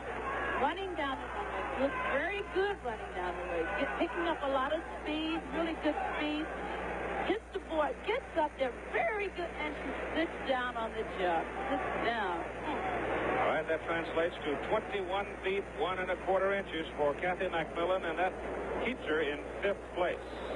Now you look at Angela Voigt of East Germany. Very fast coming down the runway, and very strong off the board, but she's been inconsistent. She has a history of foul trouble. Oh, that's a good one. No foul trouble there. Got good forward, good height.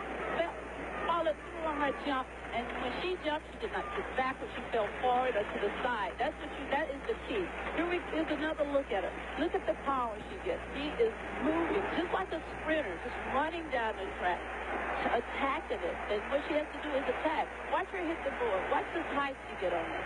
Just beautiful, beautiful form. Just beautiful. Good, up in the air, beautiful. Legs out, arms back, beautiful jump. Just beautiful. 672 meters, that's 22 feet, 3/4 of an inch. And that moves Angela Voigt of East Germany into 1st place. Now Sigrid Siegel of East Germany, the world record holder at 22:11 1/4. Here she comes down the runway. She doesn't have that much speed. She needs to get a lot more speed. Not such a good jump. She should have gotten more speed and more height. Let's see what that jump is right there. She sort of set back too. 6.51, that's 21.4 1/4. So she does not make a move. She's in 2nd place. And here is Lydia Alfaeva of the Soviet Union, who has a lifetime best of 22.3 1/4. here she goes. Look at those strides on her. Really concentrate. Good forward, good jump. But she also sat down. I don't understand it. Most of the jumpers are sitting down. She really had a big one there if she had been able to just fall forward. Yeah, that is the key to the whole thing. Here we go, head down, really driving those first thing up. Now she's straight up in a running position, really running for the board, hits the board. Good job. But look at this. Falls down, sits down. And that's where they mark it, where you break the dirt from, right there. 6.60, that's 21 feet, 8 inches, and that moves her into second place. Lydia Alfa-Eva in second place. And now, again, here is Kathy McMillan, 18 years of age, just graduated from high school and headed for Tennessee State University. And here she is now really concentrating. Kathy's really going to have to concentrate on this jump and really get that height, really get some good height on her. She's fifth place, 21 1.25, her best. Needs a big one. Oh, she's better. That is a good one. She really did. She looked really good there. That's what that's really the key thing in long jump. Long jump. Really concentration. A lot of concentration. Their jump. Their jump. She almost sat down. You see how meticulous they are in measuring. And let's watch it again. Here we are again. Look at her. Good striding. Start to pick up her stride here. Running fast, just like a sprinter. Looking very good. Looks very relaxed here. Looks like she just could jump out of the world if it's possible. Here we go. Reach for the board. Hits the board. Beautiful jump. Look at that. Beautiful. And she does not, almost, but does not sit down. That is really good. Really a key thing right there. That was the difference. 6.66, 21 feet, 10 1/4 inches. Kathy McMillan into second place.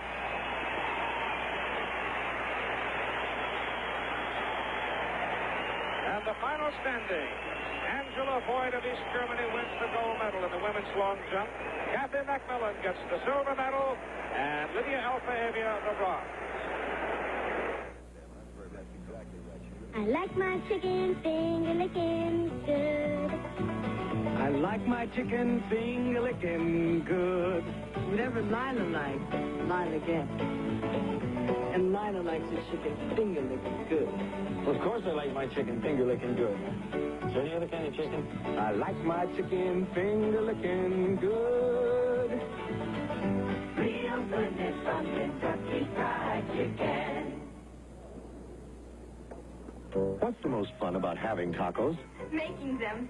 Eating them. Making them. Ortega has what you need to make tacos at home. Take an Ortega taco shell, add meat you prepared with Ortega seasoning, then cheese, lettuce, and tomatoes. Top with Ortega taco sauce. I like making them. And then eating them. Ortega tacos. Fun to make, fun to eat.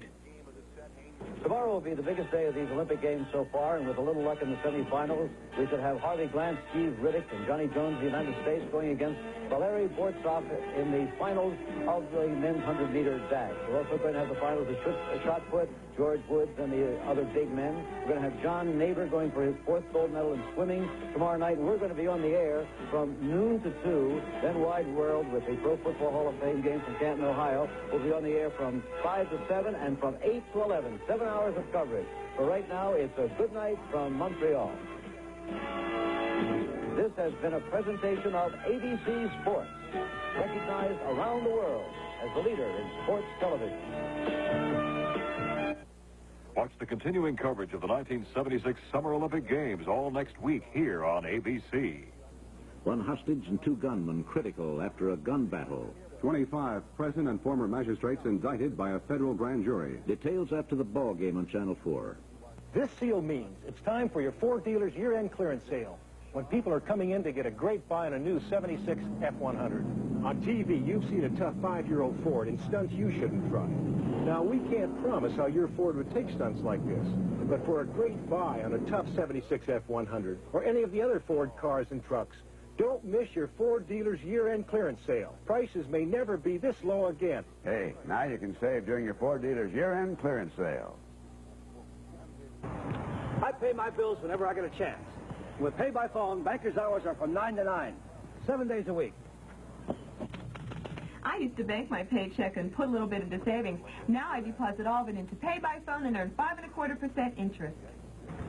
I work hard for my money, and I want my money to work hard for me. Depositing my paycheck into pay-by-phone at Dollar Savings Bank is just like giving myself a raise every payday. For more information on pay-by-phone, call 261-8181. Channel 4, your action news station.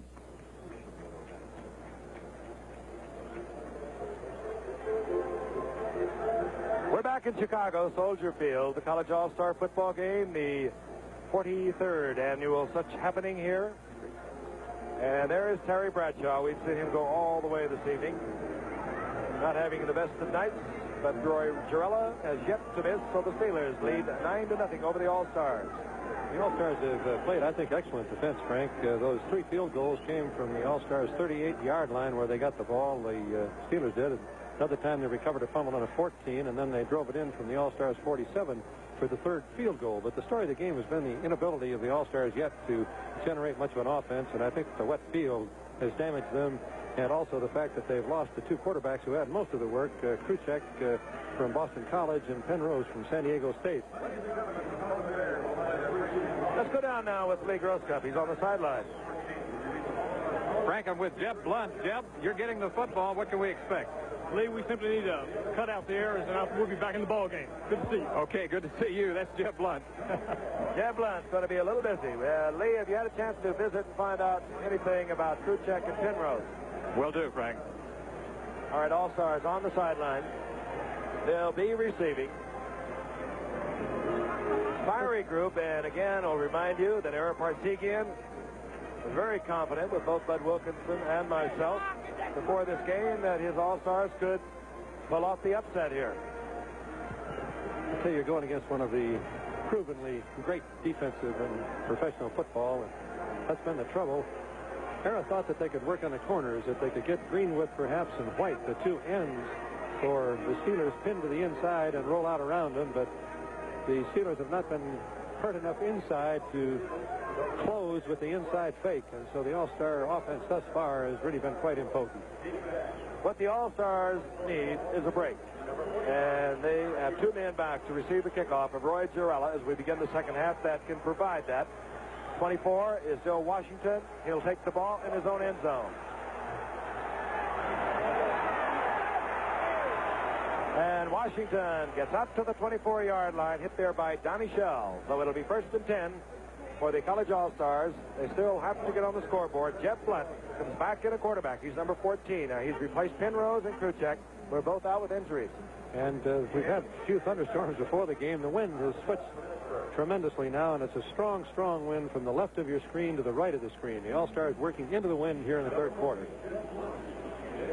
Starting setbacks that open the game are back in the ball game. Joe Washington, 24, the 1st-round draft pick of the Chargers out of Oklahoma.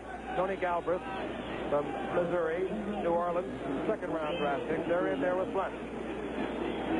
Washington over the right side. Oh, he's bombed over there, hit by number 59, Jack Ham, along with L.C. Greenwood, number 68. The offensive wide receivers, Brian Baschnagel of Ohio State. He's going to the Chicago Bears. Duriel Harris from New Mexico State. Miami's 3rd-round pick is the other wide receiver, down to Lee Grosskopf.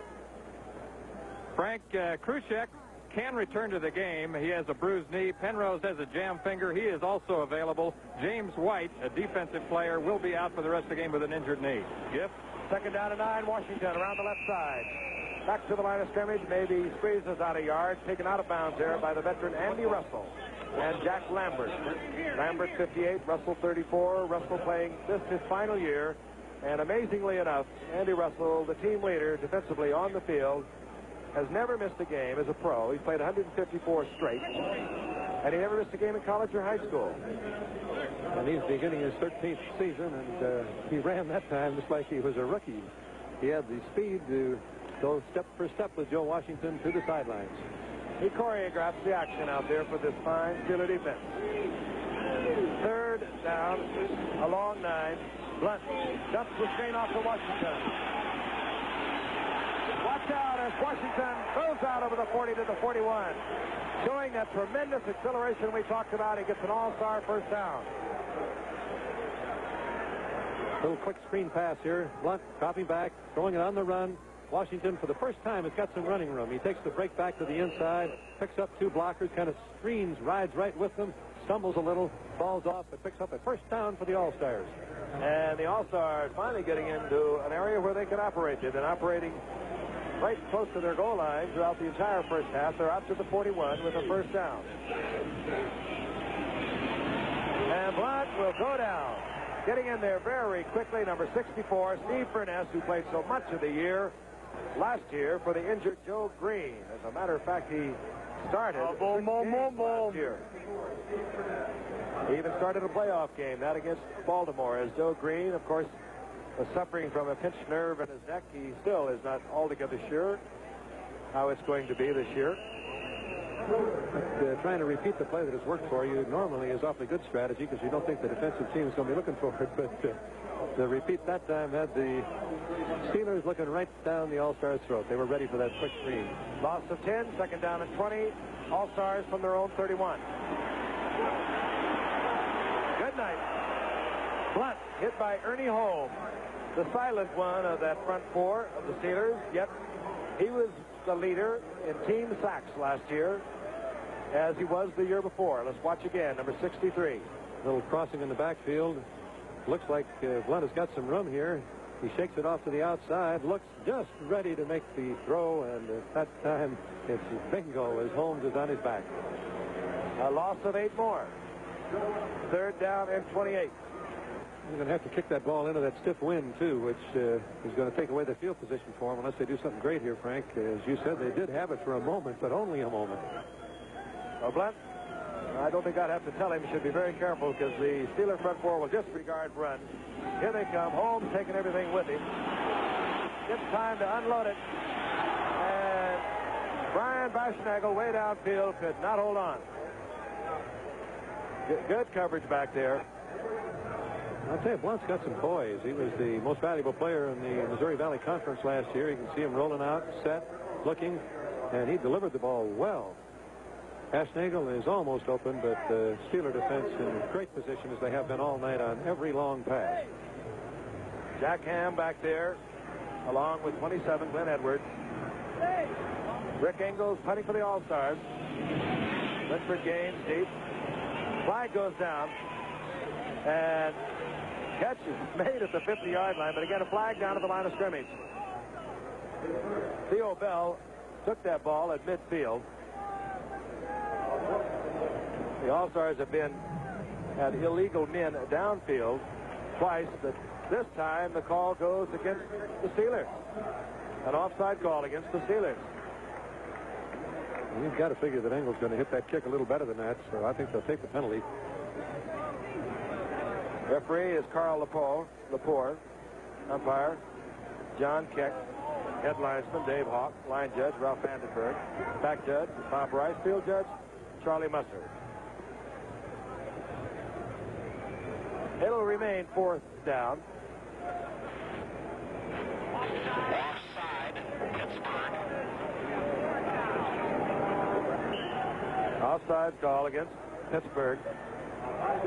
So Engels will get another shot into that gale that Bud Wilkinson was telling you about a moment ago. Kicking right into it. Winford Gaines deep, 36. Theo Bell is back there, number 83. Oh, and it's over the head of Gaines, out of the end zone. Safety. Safety. Score 9-0, that doesn't kill you, but it doesn't help you any either. Ray Finney was the center, number 59. It's made every snap good up until that one. I just don't know what happened. Maybe the wet ball got out of his hand or something, but when he let it go, the wind picked it up and it wheeled through the end zone with ease. Hey, Wilt Chamberlain couldn't have handled that one. It was way over his head, in and out of the end zone. Safety, 11-0 now. The Steelers leading the college All-Stars. All-Stars will put the ball in play from their own 20. They can kick the ball either by punt or they can have it held and they can kick from placement. They cannot use a kicking tee.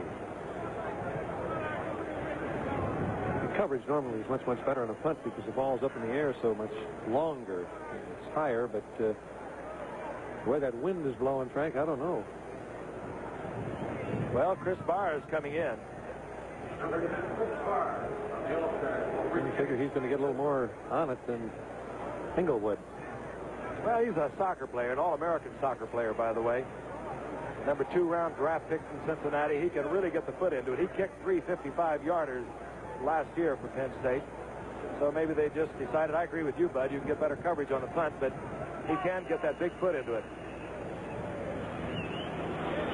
And he hangs it up there almost like a punt.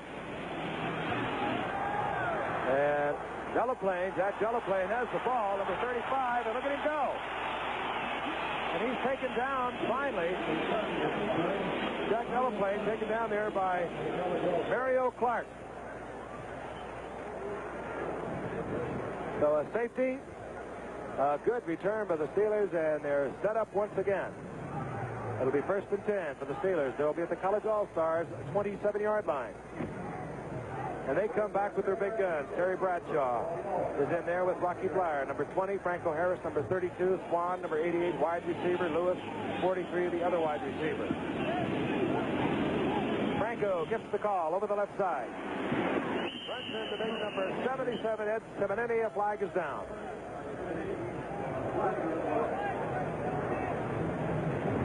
First half, very good ball game in terms of mistakes and penalties. And we will run into a few, and we get an indication out there from one of the All-Stars that the Steelers are going to be nailed with holding.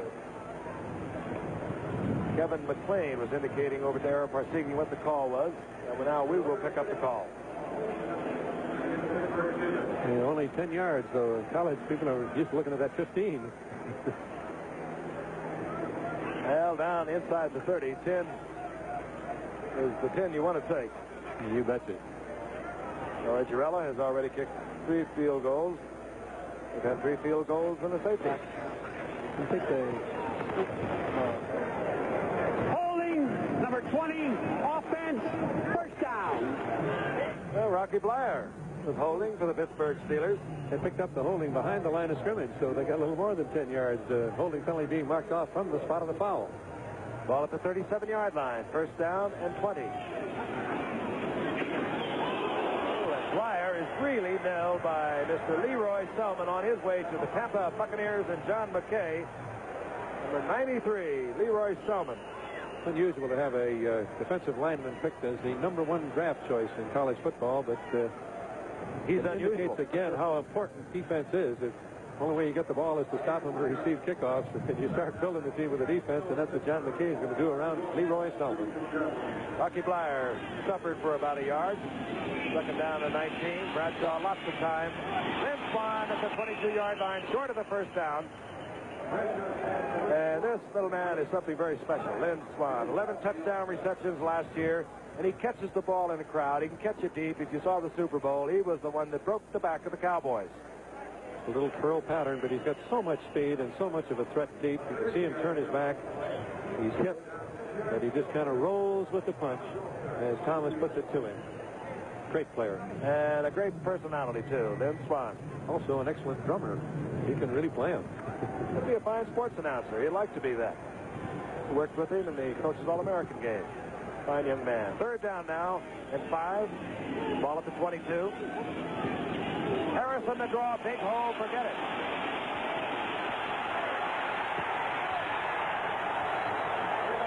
Harris moving his 230 pounds like a lightweight.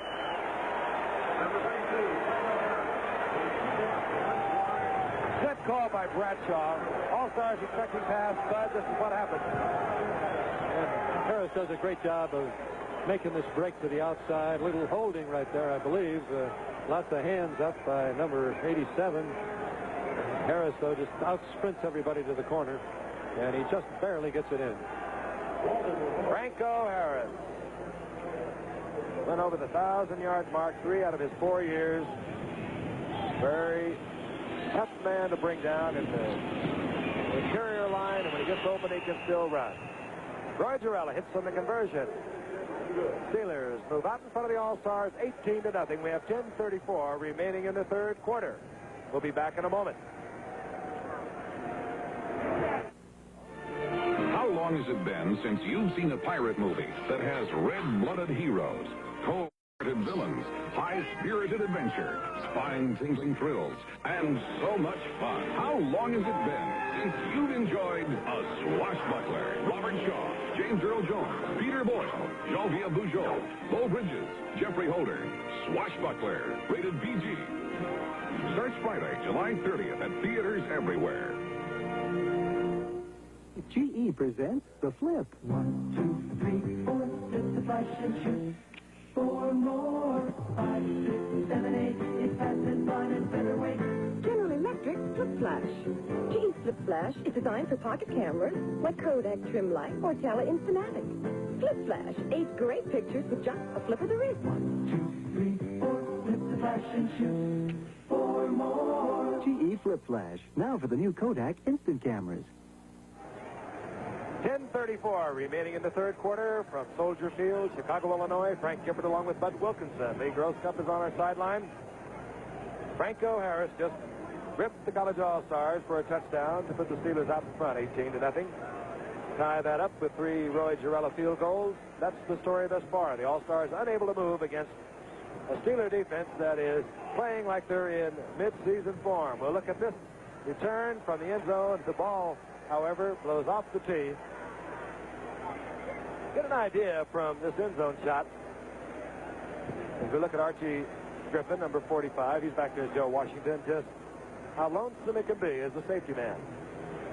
They're also standing 65 yards away from the ball, which gives you some idea how strong that wind is blowing, and I would guess Girella's going to put it in there very, very deep. Mel Blunt now has moved in to hold the ball for Girella, so we will not have it blowing off the tee once again. It'll be Joe Washington at the 1-yard line. And Washington smothered by a host of Steelers at the 18-yard line. So once again, the All-Stars start in trouble. And that has just about been the story. They have not been able to exercise any sort of chancy offense because they have been starting in trouble every time they get the football. A little bit snake bit, too. They could have had the wind at their back here in the third quarter, being behind 9-0 when the quarter started. The wind has been changing all night and suddenly really is blowing from the left to the right of your screen. Jeff Blunt is the quarterback, and he does not even have a chance to get the handoff. Steve Furness barrels in there from defensive left tackle. Furness going now at the spot where ordinarily we'd see Joe Green. But again, Joe Green has that pinched nerve. So we have Furness, L.C. Greenwood, Ernie Holmes, and Dwight White.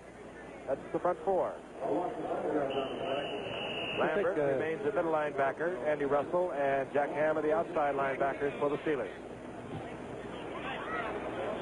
Loss of 5, second down and 15. The ball at the 12.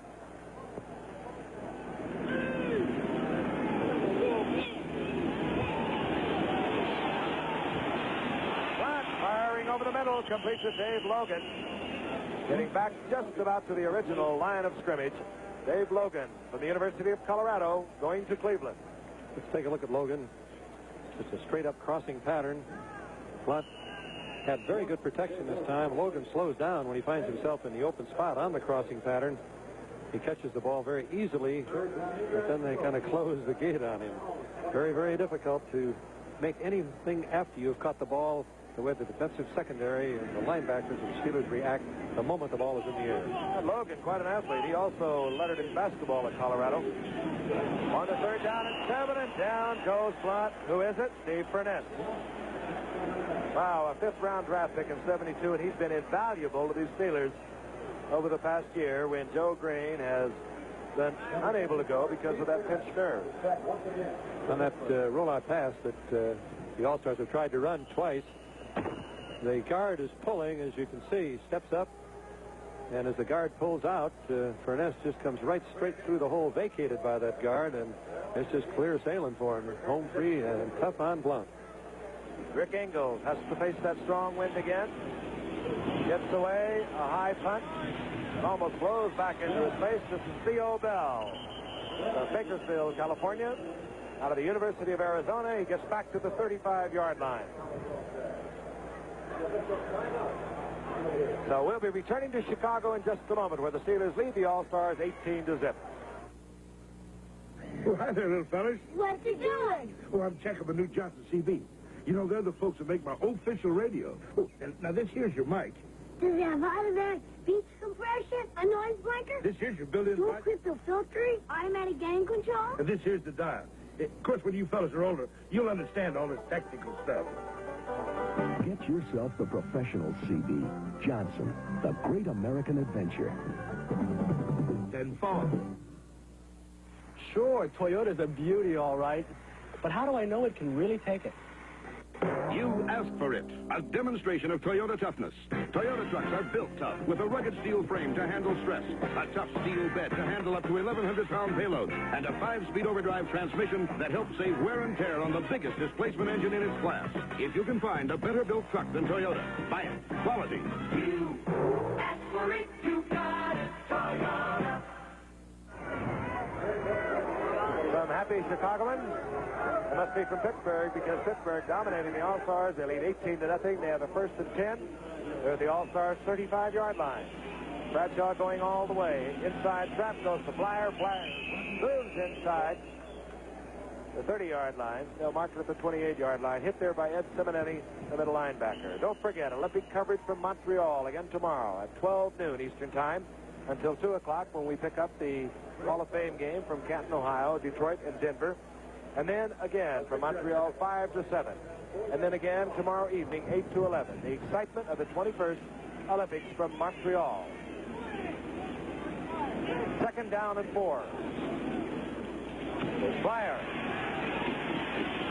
Flyer gets to the line of scrimmage, a yard and a half, maybe, and flags are all over the field. Greg Buttle came up there from Penn State, number 67, to make the stop. He will be heading for the New York Jets as their number 3 pick.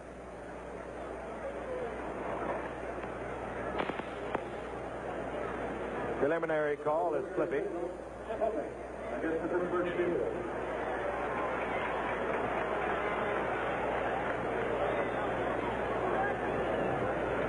And down on the field is Aaron Kyle. He's being attended to. He's from the University of Wyoming. He's the number 1 draft pick of the Dallas Cowboys. Cowboys obviously drafting for their secondary. We will not speculate on what the injury might be. Some kind of a leg injury, Frank. Flipping against Pittsburgh.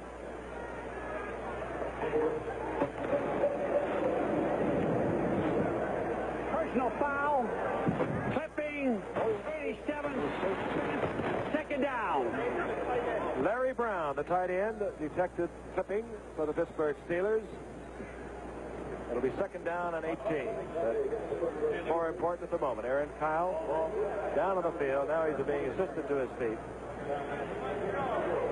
And we'll try and get a word from Lee Grosscup as to the severity of that injury, although I'm sure it would be hard to tell at this moment. We certainly hope he is in good condition. Fine young athlete with a very promising professional career ahead of him with the Dallas Cowboys. Joe Green. I don't know if you want to run at him or not. Like a little terror to the hearts of all quarterbacks. That's the All-Stars, 44-yard line. Bradshaw. And up the middle he goes. And down he goes and hit hard. Filial and Simonetti of the All-Stars popped Terry Bradshaw. And Bradshaw was just getting rid of it. 4th down coming up. And we'll see whether we get Jarrella with that big win behind him, or will we get the punter? And we get Bobby Walden. But right now, let's go down to Lee Grosscup. Aaron Kyle, who has severe leg cramps in both legs. They're trying to stretch his calf muscles. Here he is, number 22, Aaron Kyle. And we'll give a further report. Frank?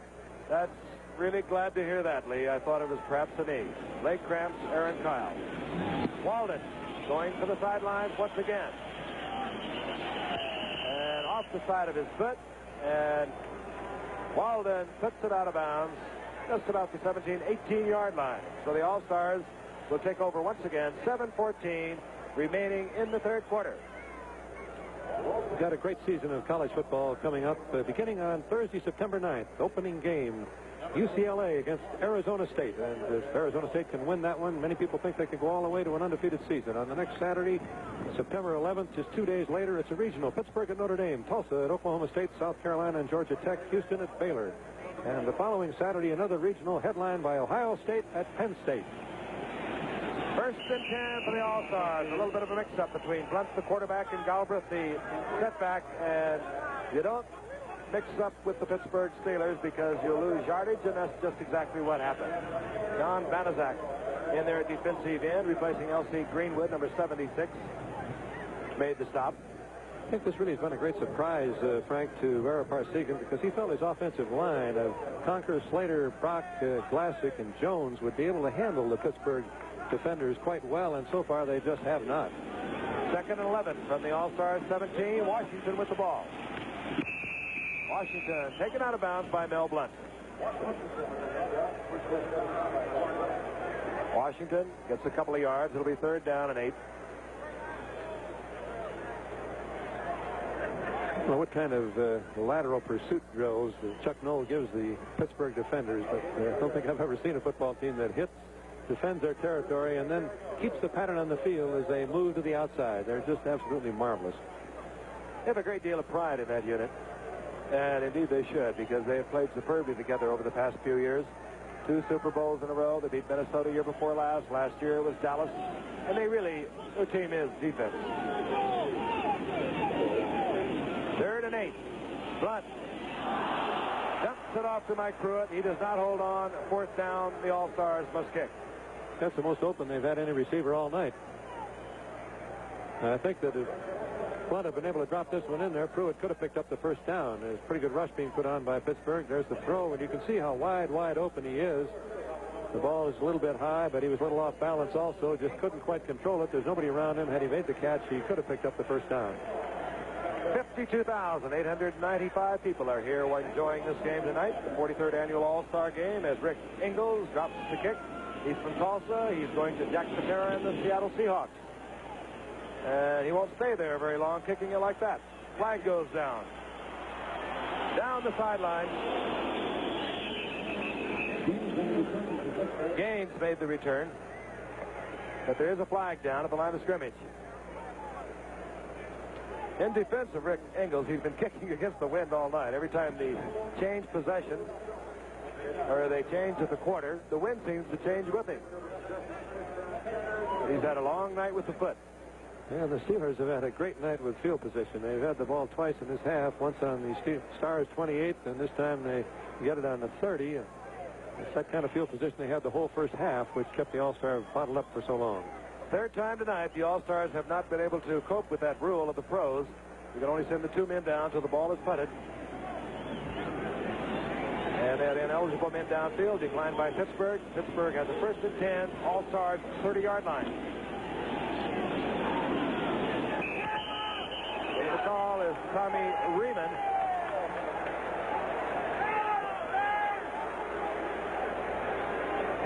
Tommy Riemann is a rookie out of Missouri.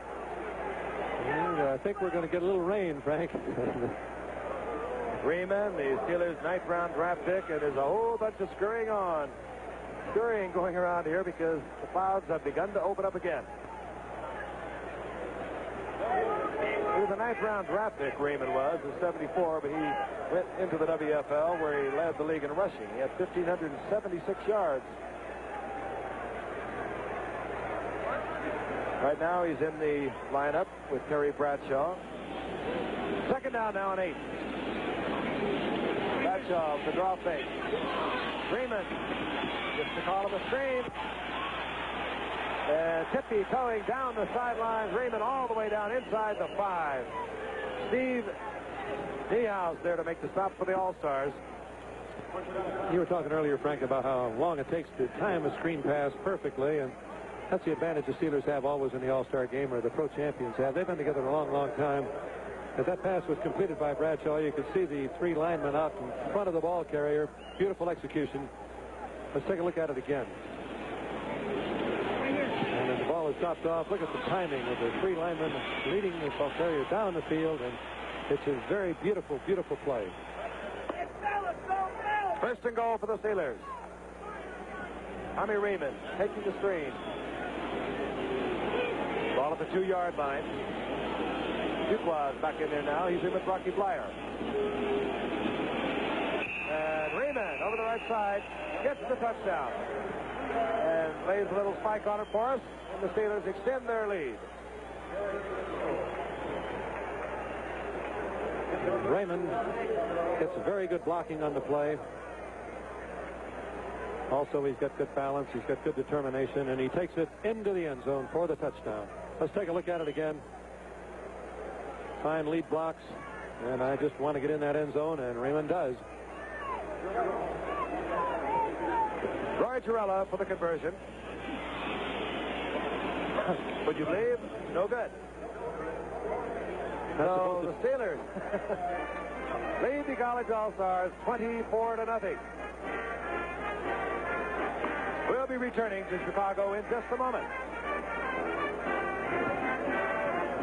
Dad, we're late. I won't get dressed without my right guard. I will not get dressed without my right guard. Why not? Because right guard double protection protects us so well, it also helps protect our clothes from odor, wetness, and stains. Protects us, protects our clothes. I will not get dressed without my right guard. Get dressed, David. Oh, thank you. Right Guard Double Protection Antiperspirant. Spray and roll on. Don't get dressed without it. There is an evil that lurks at the end of the day. That evil is the shadow. It creeps up and makes your face rough and ugly. But the Gillette Track 2 fights the shadow. Its twin blade shave lasts long. The first blade stretches the whisker out so the second blade can shave it again. Closer. And a closer shave means a longer lasting shave. The Gillette Track 2 shave with regular or adjustable cartridges can outlast the shadow.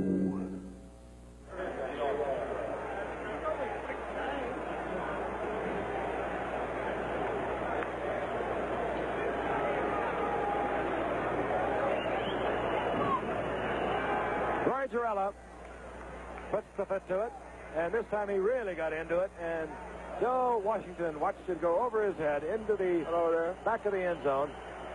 So the All-Stars will take over, first and 10, trailing 24-0 from their own 20. And you can see the crowd, some of them still hanging in there, some of them are leaving with this thunderstorm coming up. The umbrellas are up. The loyal fans stay with it. Many people think that maybe that lightning flashing around is going to get them off the golf course. Got my attention. There's some noise up in the heavens. Jeff Blunt remains as quarterback.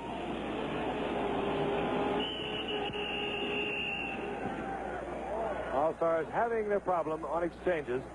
I'll tell you, when you're looking at Furness in there and Ernie Holmes, some of those other people, it's not quite like the face of college, and the All-Star centers are finding that out, Rock and Penny. Loss of 2. It'll be second down and 12. Blunt in there with Joe Washington, 24. Tony Galbraith, number 30. Those are the setbacks. And pass intended there for Galbraith. He comes up with it, and he was popped there really hard by Lawrence Taves. Marv Kellum, in a middle linebacker, came up with the football. He said he intercepted it, but the officials, I don't think, are going to agree with him. They're not buying that. Blunt now 6-12 for 61 yards.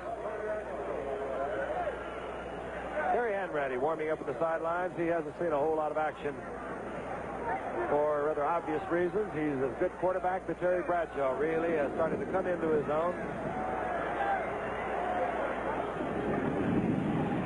Well, maybe you can hear the thunder, the lightning flashing all over Soldier Field. Third down and 12. Mike Pruitt gets the call, bangs up the middle.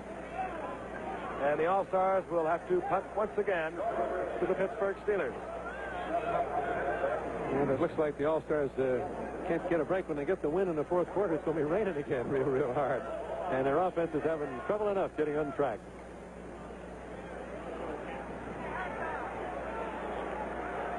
Hurricane goes dropping back. Tulsa University kicking to Winford Gaines, 36, Theo Bell, number 83. Only kicking into the wind, but now into the rain. This time he gets a good foot to it. And Theo Bell drops the ball, but was able to get back for the recovery.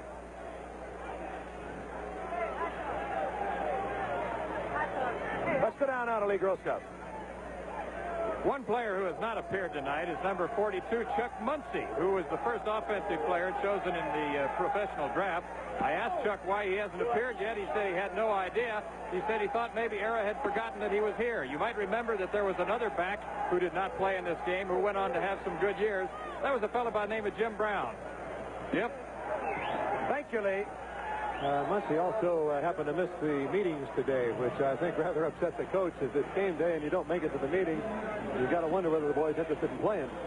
Harry Hanratty has come into the lineup, and it is pouring here in Chicago. Hanratty on his very first play, firing out to Tommy Riemann, and a flash of lightning, and believe me, it is coming down. Lee Trevino at the Western Open a year ago here in Chicago, and that lightning caught him a little bit, and some of the fans, I think, remember about that. Many of the fans have pulled out, and we frankly don't blame them. Lightning cracking all around Soldier Field here in Chicago. Franco Harris obviously a little miserable on the sidelines. Setbacks now are Fuqua, 33, Rocky Blyer, number 20. And now Gaines is in there with Tommy Riemann. This is Riemann. Riemann over midfield to the 47-yard line. Oh, boy, here it comes. Oh, boy, is right. Say you can count how far away it is by the number of seconds it takes to get here. I don't know whether I'd want to stay under an umbrella because unless you've got a plastic shaft on it, you might be in deep trouble. Our producer and director, Chet Forty, returning, of course, to Montreal tonight. I'll be going to Canton, Ohio in the morning. I prefer my act. I think you can climb right through the storm, Chet. 3rd down and 4. Harry Hanratty, the quarterback. And he dribbles one off. Picked off. Picked off there by number 35, Schaefer Suggs. Schaefer Suggs from Ball State, the Jets' second-round draft pick, picks off Hanratty. Hanratty rolling to the outside. He looks like he can make it. He stops. And then he tries to throw the ball, but his arm is hit, and Suggs is right there to make the interception. And as hard as it's raining, Suggs almost popped it down the field, and it's All-Stars have got great field position, but boy, they got tough weather to play in. That was the Giants' number 1 pick that pressured Hanratty, and then also came back to make a block for Suggs. First and 10, a flag is down. I don't think I've ever seen it rain this hard at a football game, Frank. I don't believe I've ever seen it rain this hard. We are getting a lot of water in our booth.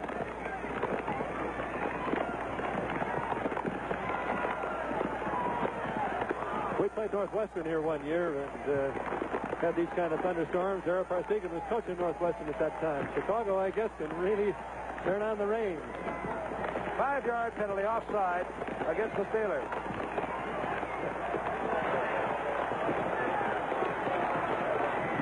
Looks like a snowstorm. Michigan against Ohio State. Archie Griffin, the Heisman Award winner, around the right side, upended by somebody. I really cannot tell you exactly who got in there. They say you never stop a football game, but this is impossible. There's no way you can read the yard markers. There's no way you can read anything. It really does. Looks more like a snowstorm than it does a rainstorm. I'll tell you, if our technicians can hold it together in this, they get our nod. Everything coming unglued now in the booth.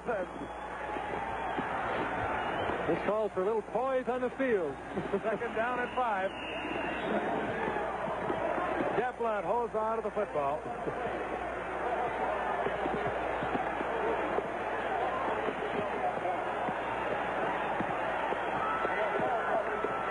It'll be 3rd down now and 7. Jeff Blunt, I believe, was the ball carrier. Yeah, we got some young men out on the field, too. I think they're having a carnival down at the one end of the field. Youngsters on the field, sliding. 3rd down and 6. We may have the driest spot in town, but believe me, it's not too dry up here. Did Jim McKay really start this way? I think so, yeah. And Howard must have known something. You can't see down on the field. You literally cannot see on the field. I've never seen anything quite like it. The only time I have is when I was a kid in Minnesota and we used to play in a snowstorm, Frank, and that's just about what it looks like, even though this time it's straight up rain.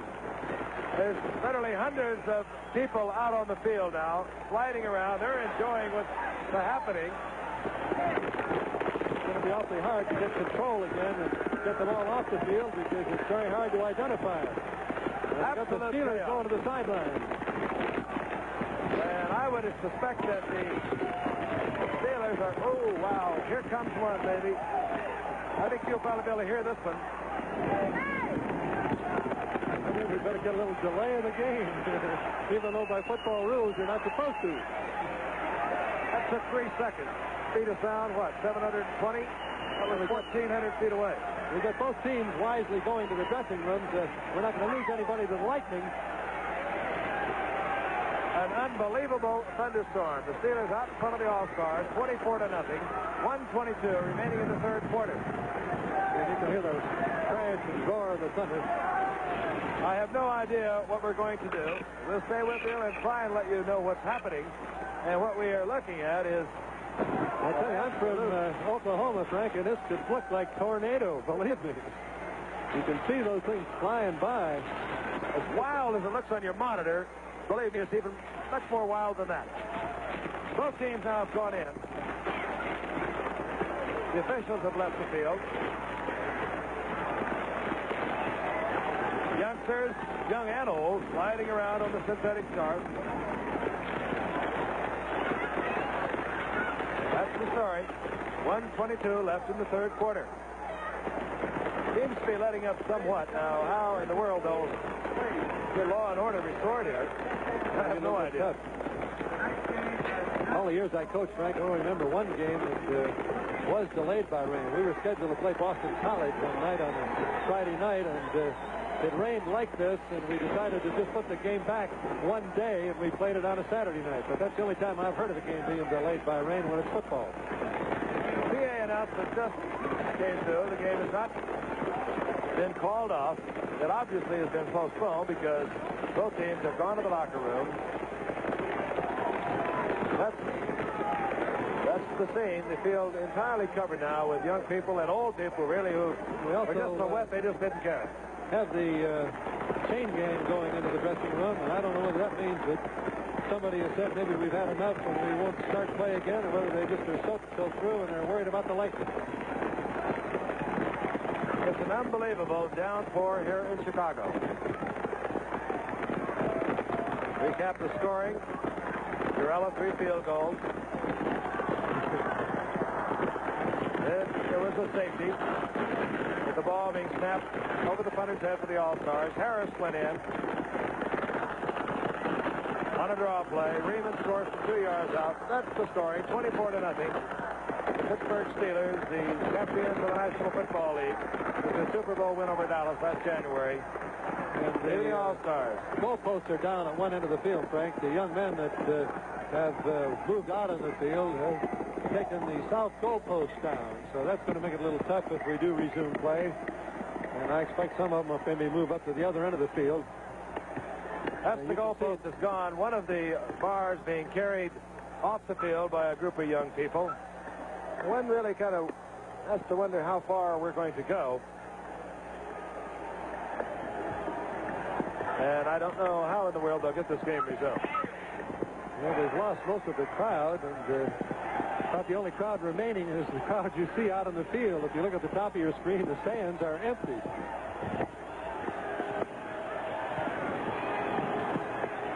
Commissioner Pete Rozelle is with us, as is the head of the Chicago Tribune Charities. They are here in these boxes next to us. I don't know what decision they might make. We have a game that the game had not been called off.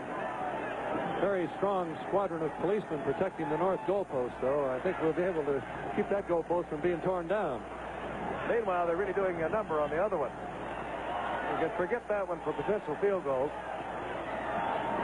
There goes part of it. That means all field goals will be kicked into the wind should we resume play.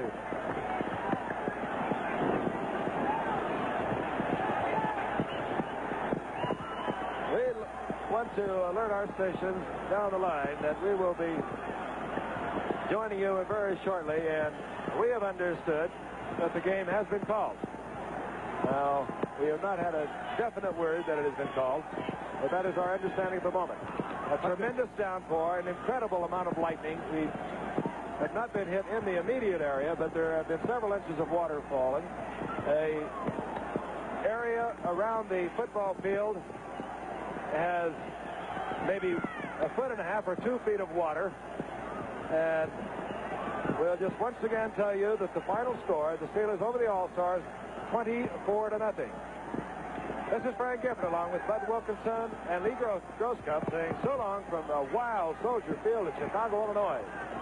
The College All-Star football game has been brought to you by Gillette, makers of Good News, the all-new one-piece twin-blade disposable razor. By Toyota. You asked for it, the official car of the Superstars. You got it, Toyota. Also brought to you by Sears Tire and Auto Centers, home of the Die-Hard battery. And Sears Road Handler seal-belted radial tire. Travel arrangements made through and a promotional fee paid by United Airlines. United featuring Royal Hawaiian service on more wide-body 747s to Hawaii than any other airline. The proceeding, a presentation of ABC Sports, recognized around the world as the leader in sports television. The other goalpost comes down. Good night.